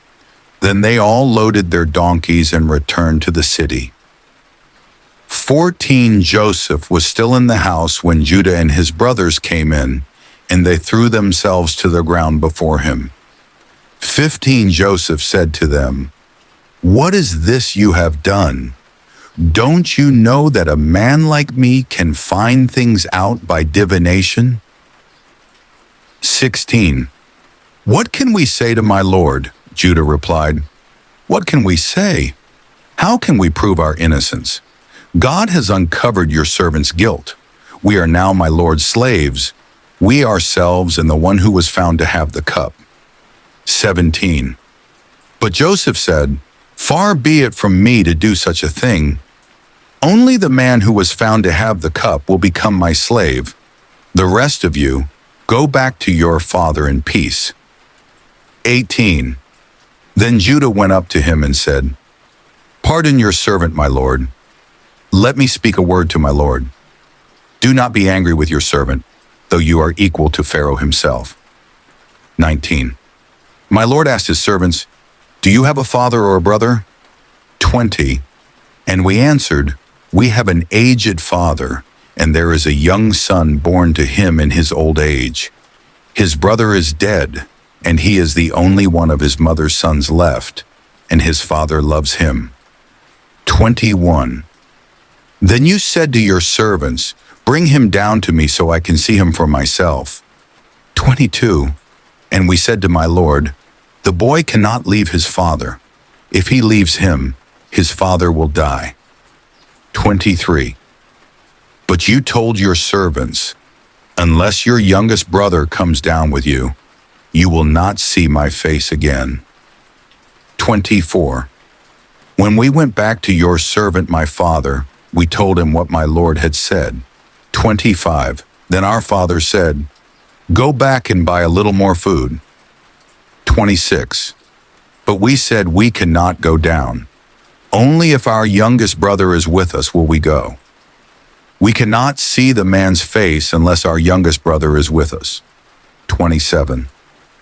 Your servant my father said to us, you know that my wife bore me 2 sons. 28.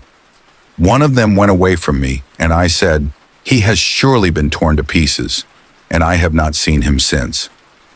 29. If you take this one from me too, and harm comes to him, you will bring my gray head down to the grave in misery. 30. So now if the boy is not with us, when I go back to your servant my father, and if my father, whose life is closely bound up with the boy's life, 31 sees that the boy isn't there, he will die. Your servants will bring the gray head of our father down to the grave in sorrow. 32. Your servant guaranteed the boy's safety to my father. I said, if I do not bring him back to you, I will bear the blame before you, my father, all my life. 33. Now then, please let your servant remain here as my Lord's slave in place of the boy, and let the boy return with his brothers. 34. How can I go back to my father if the boy is not with me? No, do not let me see the misery that would come on my father. Joseph makes himself known. Chapter 45. Then Joseph could no longer control himself before all his attendants, and he cried out, have everyone leave my presence. So there was no one with Joseph when he made himself known to his brothers. 2. And he wept so loudly that the Egyptians heard him, and Pharaoh's household heard about it. 3. Joseph said to his brothers, I am Joseph. Is my father still living? But his brothers were not able to answer him, because they were terrified at his presence. 4. Then Joseph said to his brothers, come close to me. When they had done so, he said, I am your brother Joseph, the one you sold into Egypt. 5. And now do not be distressed, and do not be angry with yourselves for selling me here, because it was to save lives that God sent me ahead of you. 6. For 2 years now there has been famine in the land, and for the next 5 years there will be no plowing and reaping. 7. But God sent me ahead of you to preserve for you a remnant on earth, and to save your lives by a great deliverance. 8. So then, it was not you who sent me here, but God. He made me father to Pharaoh, lord of his entire household and ruler of all Egypt. 9. Now hurry back to my father and say to him, this is what your son Joseph says, God has made me lord of all Egypt. Come down to me, don't delay. 10.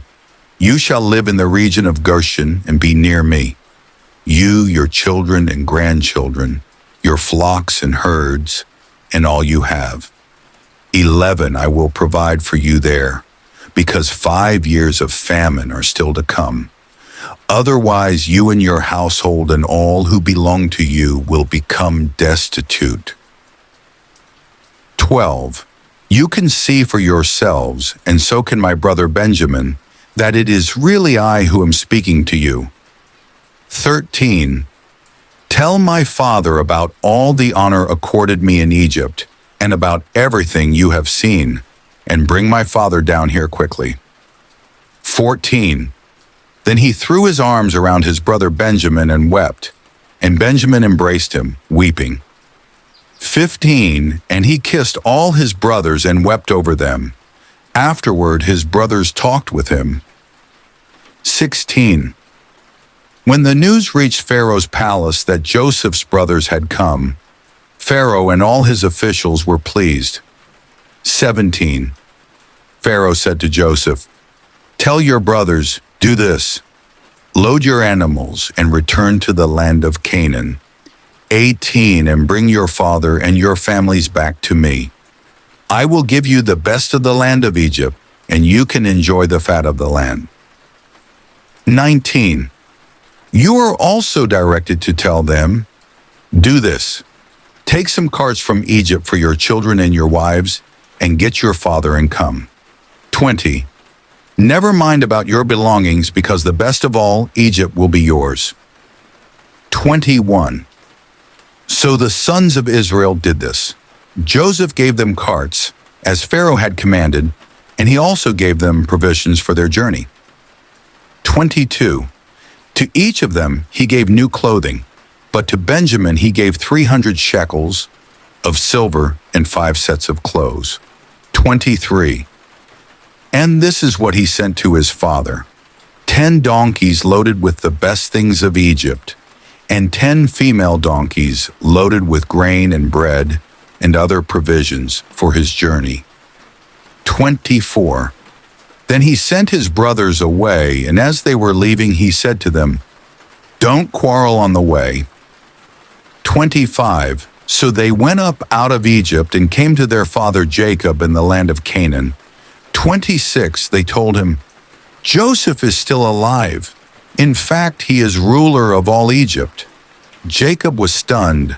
He did not believe them. 27. But when they told him everything Joseph had said to them, and when he saw the carts Joseph had sent to carry him back, the spirit of their father Jacob revived. 28. And Israel said, I'm convinced my son Joseph is still alive. I will go and see him before I die. Jacob goes to Egypt. Chapter 46. So Israel set out with all that was his, and when he reached Beersheba, he offered sacrifices to the God of his father Isaac. And God spoke to Israel in a vision at night and said, Jacob, Jacob. Here I am, he replied. 3. I am God, the God of your father, he said. Do not be afraid to go down to Egypt, for I will make you into a great nation there. 4. I will go down to Egypt with you, and I will surely bring you back again, and Joseph's own hand will close your eyes. 5. Then Jacob left Beersheba, and Israel's sons took their father Jacob and their children and their wives in the carts that Pharaoh had sent to transport him. 6. So Jacob and all his offspring went to Egypt, taking with them their livestock and the possessions they had acquired in Canaan. 7. Jacob brought with him to Egypt his sons and grandsons, and his daughters and granddaughters, all his offspring. 8.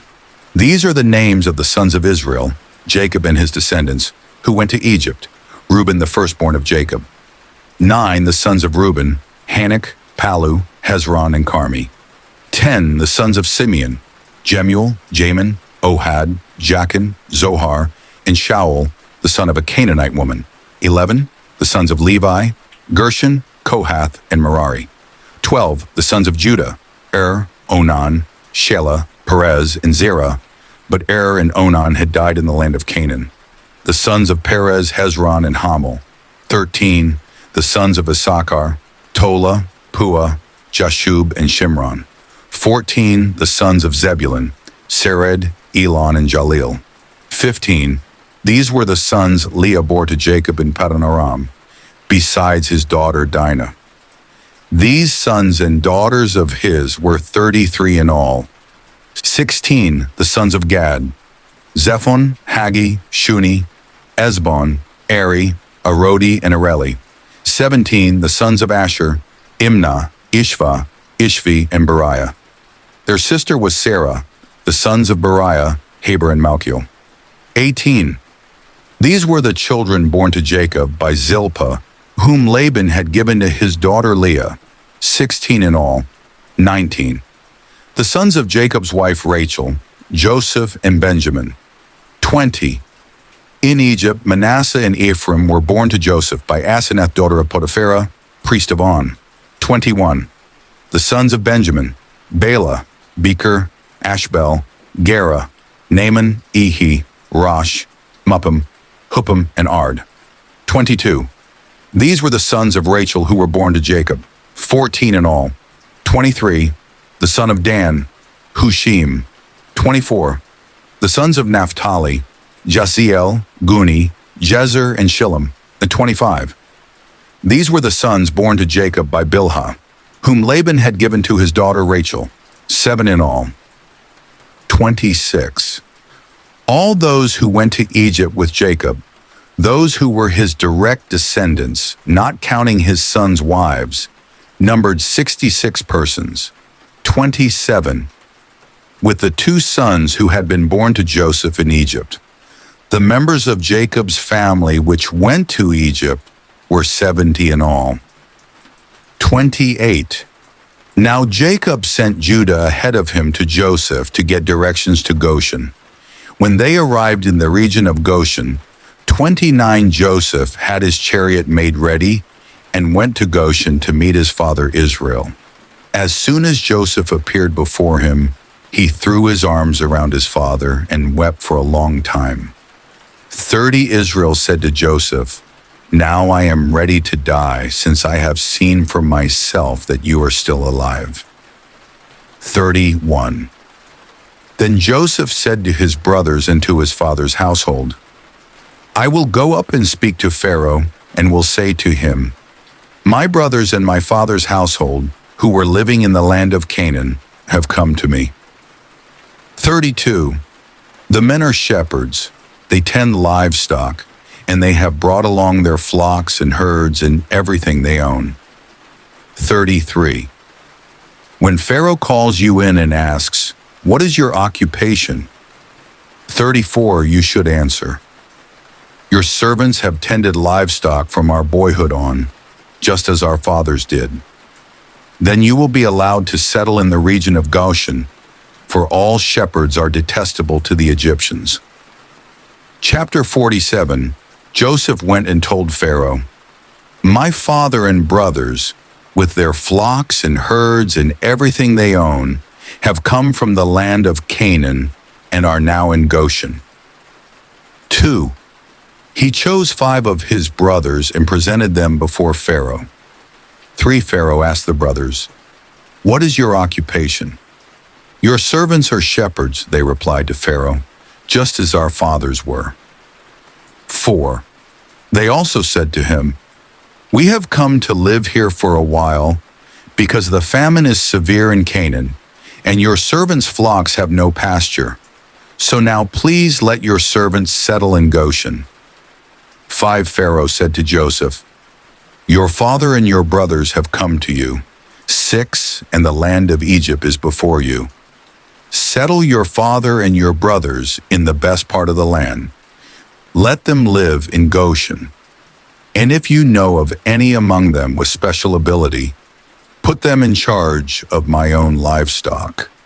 7. Then Joseph brought his father Jacob in and presented him before Pharaoh. After Jacob blessed Pharaoh, 8. Pharaoh asked him, how old are you?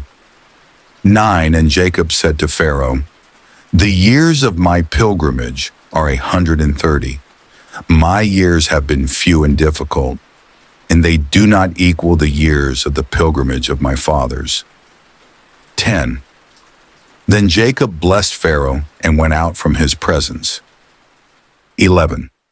So Joseph settled his father and his brothers in Egypt and gave them property in the best part of the land, the district of Ramesses, as Pharaoh directed. 12. Joseph also provided his father and his brothers and all his father's household with food according to the number of their children. Joseph and the famine. 13.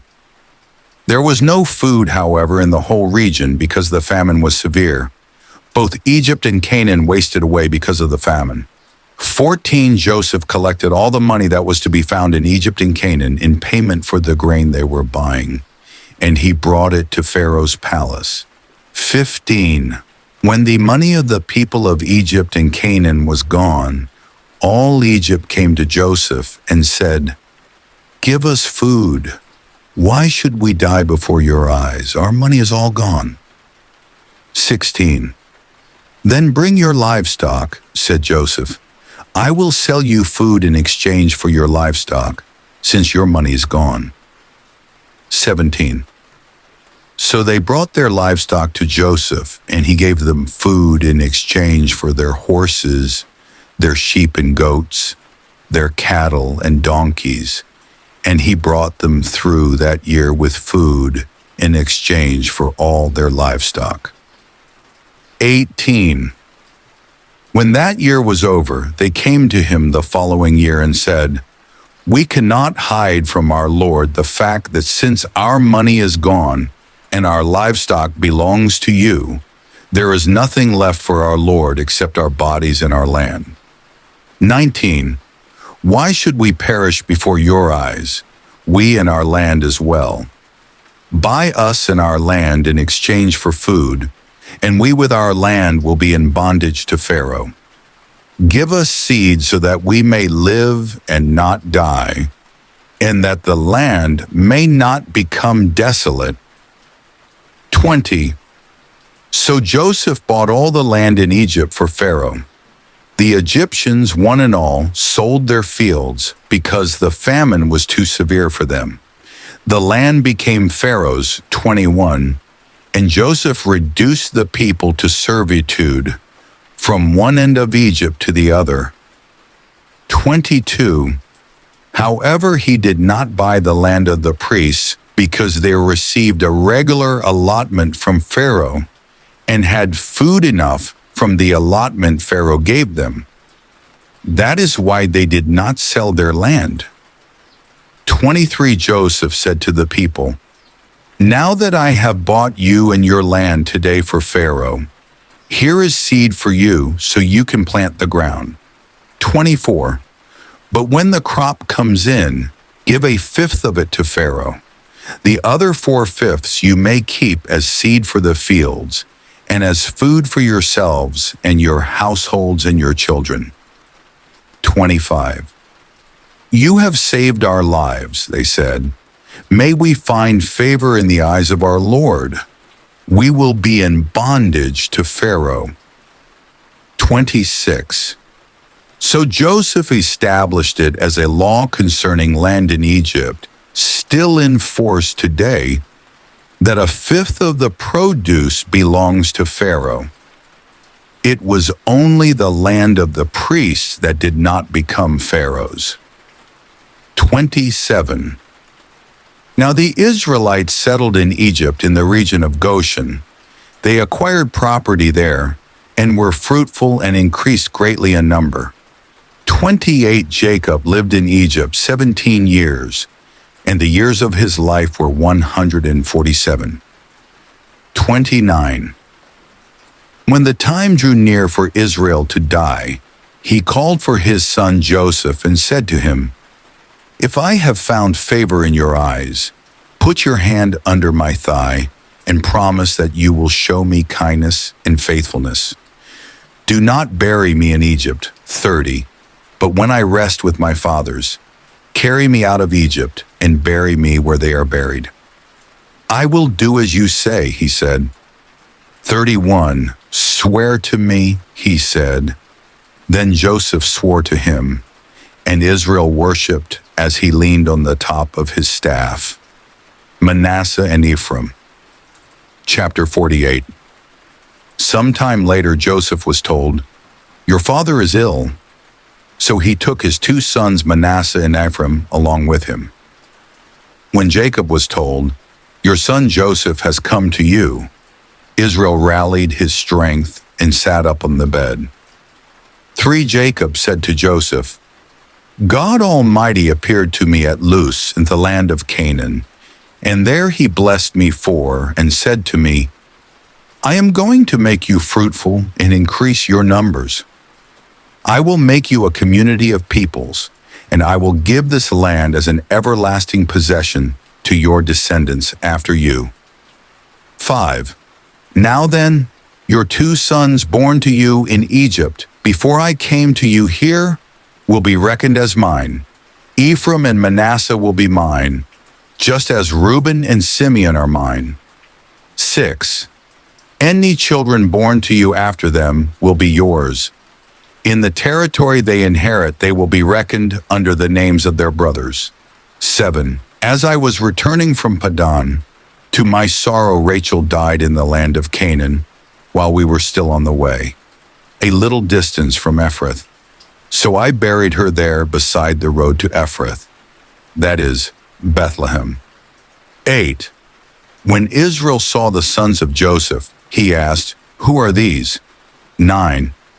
"They are the sons God has given me here," Joseph said to his father. Then Israel said, "Bring them to me so I may bless them."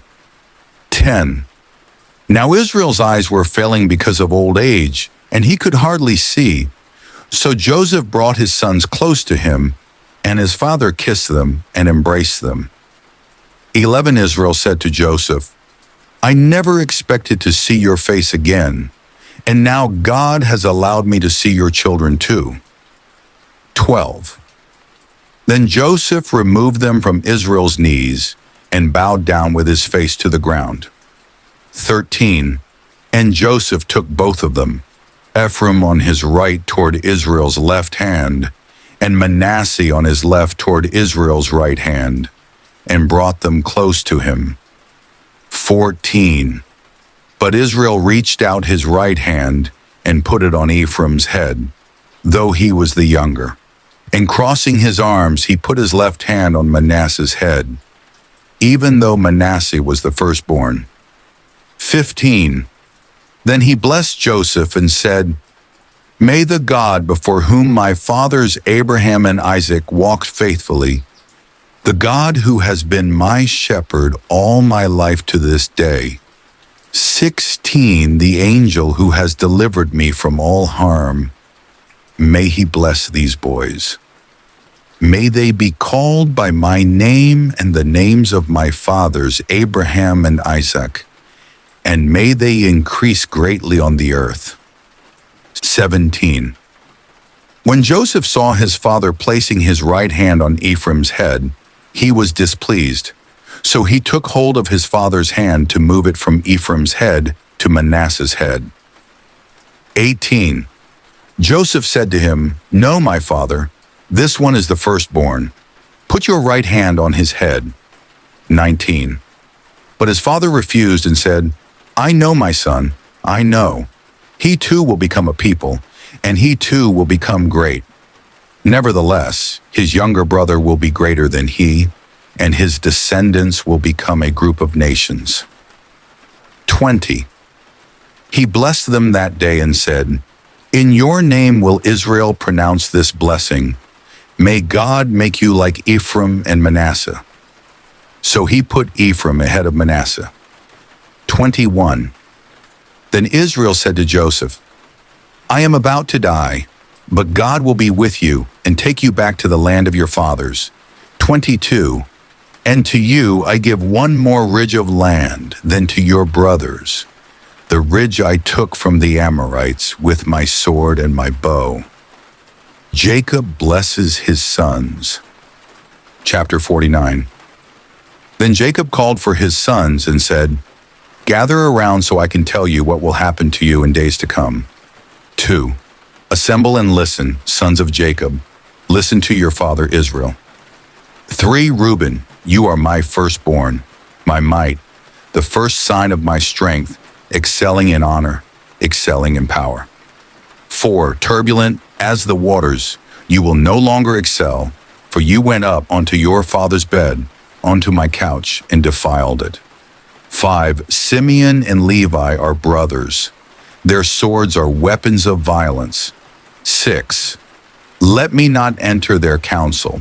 Let me not join their assembly, for they have killed men in their anger and hamstrung oxen as they pleased. 7. Cursed be their anger, so fierce, and their fury, so cruel. I will scatter them in Jacob and disperse them in Israel.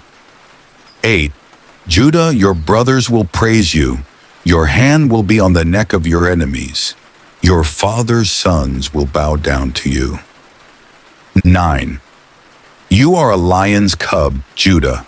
You return from the prey, my son. Like a lion he crouches and lies down, like a lioness. Who dares to rouse him? 10. The scepter will not depart from Judah, nor the ruler's staff from between his feet, until he to whom it belongs shall come, and the obedience of the nations shall be his. 11. He will tether his donkey to a vine, his colt to the choicest branch. He will wash his garments in wine, his robes in the blood of grapes. 12. His eyes will be darker than wine, his teeth whiter than milk. 13. Zebulun will live by the seashore and become a haven for ships. His border will extend toward Sidon. 14. Issachar is a raw-boned donkey lying down among the sheep pens. 15. When he sees how good is his resting place and how pleasant is his land, he will bend his shoulder to the burden and submit to forced labor. 16. Dan will provide justice for his people as one of the tribes of Israel. 17. Dan will be a snake by the roadside, a viper along the path that bites the horse's heels so that its rider tumbles backward. 18.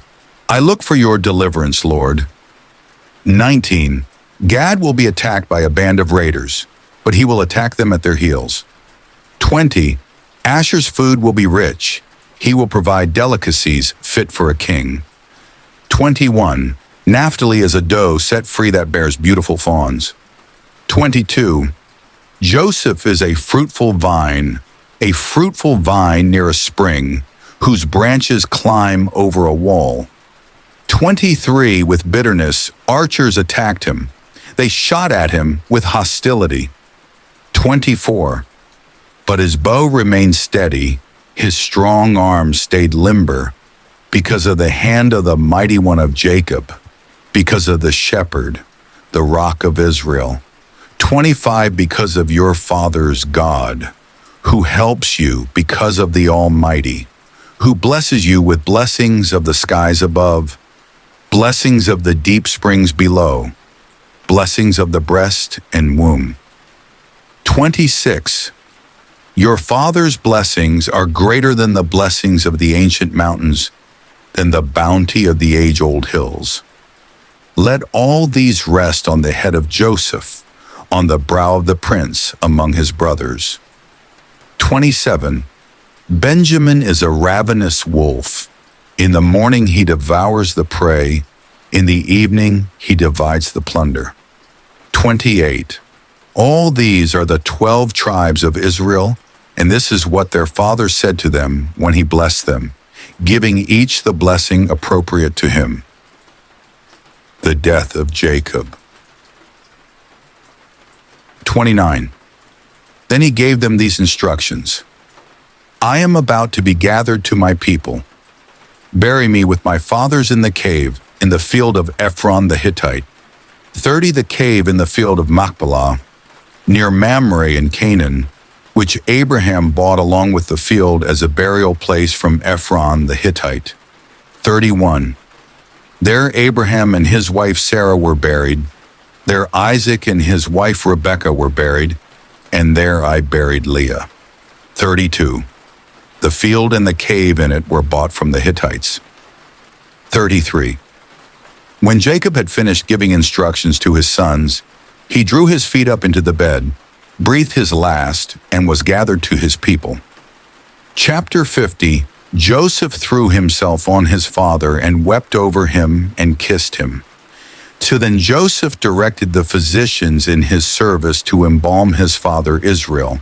So the physicians embalmed him, 3 taking a full 40 days, for that was the time required for embalming. And the Egyptians mourned for him 70 days. 4. When the days of mourning had passed, Joseph said to Pharaoh's court, If I have found favor in your eyes, speak to Pharaoh for me. Tell him 5. My father made me swear an oath and said, I am about to die. Bury me in the tomb I dug for myself in the land of Canaan. Now let me go up and bury my father. Then I will return. 6. Pharaoh said, Go up and bury your father, as he made you swear to do. 7. So Joseph went up to bury his father. All Pharaoh's officials accompanied him, the dignitaries of his court and all the dignitaries of Egypt. 8. Besides all the members of Joseph's household and his brothers, and those belonging to his father's household. Only their children and their flocks and herds were left in Goshen. 9 chariots and horsemen also went up with him. It was a very large company. 10. When they reached the threshing floor of Atad near the Jordan, they lamented loudly and bitterly, and there Joseph observed a 7-day period of mourning for his father. 11. When the Canaanites who lived there saw the mourning at the threshing floor of Atad, they said, "The Egyptians are holding a solemn ceremony of mourning." That is why that place near the Jordan is called Abel Mizraim. 12. So Jacob's sons did as he had commanded them. 13. They carried him to the land of Canaan and buried him in the cave in the field of Machpelah, near Mamre, which Abraham had bought along with the field as a burial place from Ephron the Hittite. 14. After burying his father, Joseph returned to Egypt, together with his brothers and all the others who had gone with him to bury his father. Joseph reassures his brothers. 15. When Joseph's brothers saw that their father was dead, they said, "What if Joseph holds a grudge against us and pays us back for all the wrongs we did to him?" 16. So they sent word to Joseph saying, "Your father left these instructions before he died." 17. This is what you are to say to Joseph. I ask you to forgive your brothers the sins and the wrongs they committed in treating you so badly. Now please forgive the sins of the servants of the God of your father. When their message came to him, Joseph wept. 18. His brothers then came and threw themselves down before him. "We are your slaves," they said. 19. But Joseph said to them, "Don't be afraid. Am I in the place of God?" 20. You intended to harm me, but God intended it for good to accomplish what is now being done, the saving of many lives. 21. So then, don't be afraid. I will provide for you and your children. And he reassured them and spoke kindly to them. The death of Joseph. 22. Joseph stayed in Egypt, along with all his father's family. He lived 110 years 23, and saw the 3rd generation of Ephraim's children. Also the children of Machir, son of Manasseh, were placed at birth on Joseph's knees. 24. Then Joseph said to his brothers, I am about to die, but God will surely come to your aid and take you up out of this land to the land he promised on oath to Abraham, Isaac, and Jacob. 25. And Joseph made the Israelites swear an oath and said, God will surely come to your aid, and then you must carry my bones up from this place. 26. So Joseph died at the age of 110, and after they embalmed him, he was placed in a coffin in Egypt. Let's talk about my thoughts. Genesis will always be one of my favorite chapters in the Bible. When God opens our eyes and we read scriptures, it comes to life. You begin to understand things differently. You begin to remember things that have happened in your life, and you understand why they happened. Let's start from the Tower of Babel.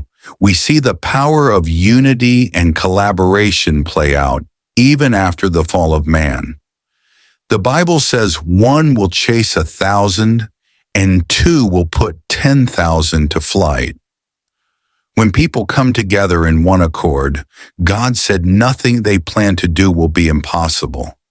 Now we see why even Christians can't agree, because the devil has learned to create discord so we can't focus on what really matters.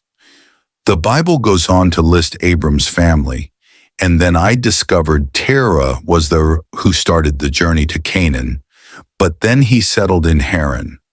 Comfort kills more dreams than the devil. Procrastination is a child of comfort. They are from the same bloodline. Answer this question. Where were you going before you settled? The story of the family dysfunction in Abraham's family goes to show that when we as human beings are tired of waiting for God, we go ahead and create our own versions of Isaacs, which become Ishmaels, that go on to taunt our Isaacs when they show up. It is interesting that God blessed Ishmael because he is a seed of Abraham. The blessing of Abraham is worth studying. God revealed why he chose Abraham and loved him. He said, because Abraham will instruct his children according to God's ways. I am going somewhere. Follow me. The story of Hagar is a story of injustice. Hagar never asked to be Abraham's concubine. She had no choice, and yet she was thrown out with her son. The Bible mentions in Genesis 21 that it grieved Abraham to send his son away, but God stepped in and backed Sarah, so Abraham had to send his son away. The Bible mentioned the vast wealth that Abraham had, that even kings made treaties with him. Now tell me why, when he was to send Ishmael and Hagar out, the Bible only recorded that he gave them a bottle of water and bread and sent them away. I believe Abraham had taught his son how to activate the blessing before sending him out. He told him what to do when he becomes stuck. Pay attention, we are going deeper. In the wilderness, the water in the bottle had finished, and Hagar laid Ishmael down under the shrubs and cried her eyes out. Interestingly, Hagar was not praying, because the Bible says God heard Ishmael's voice. Abraham taught his son something. When what you have finishes, the covenant kicks in.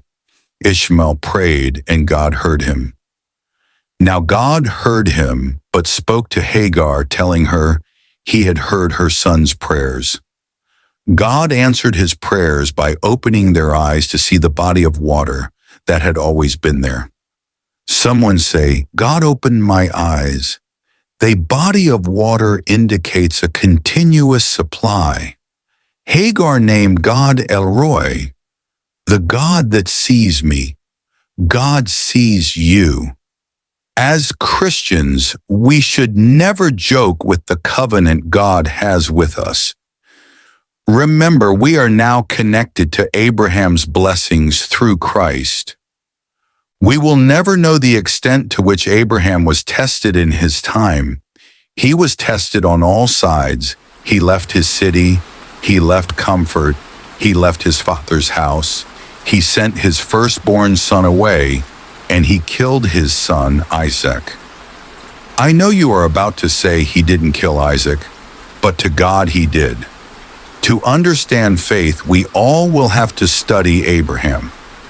Abraham did not leave Isaac with material things when he died. He left him with the blessing, and I was sure about it because that was exactly what Isaac did to Jacob. They understood that the blessing is all you really need. Now, I know that the blessing also had something to do with fellowship with God and the bloodline through which Christ will come. There's a lot to unpack in the book of Genesis, but I pray that as we read our Bibles, the Spirit of God will open our eyes and we will begin to receive revelations. So as you go to sleep, I pray the Lord becomes your refuge and your fortress, that he protects you from hidden dangers and keeps your entire family safe. I pray you grow in the knowledge of God and the spirit of wisdom overtakes you, that you sleep as the beloved of God. I curse every root of anxiety, stress, depression, insomnia, and mental health issues in the name of Jesus Christ. When the enemy comes like a flood in your life, the Spirit of God will raise a standard against it. No evil will befall you, and in every department of your life, you will live an abundant life. All this I pray in Jesus' name. Good night, dearly beloved of God.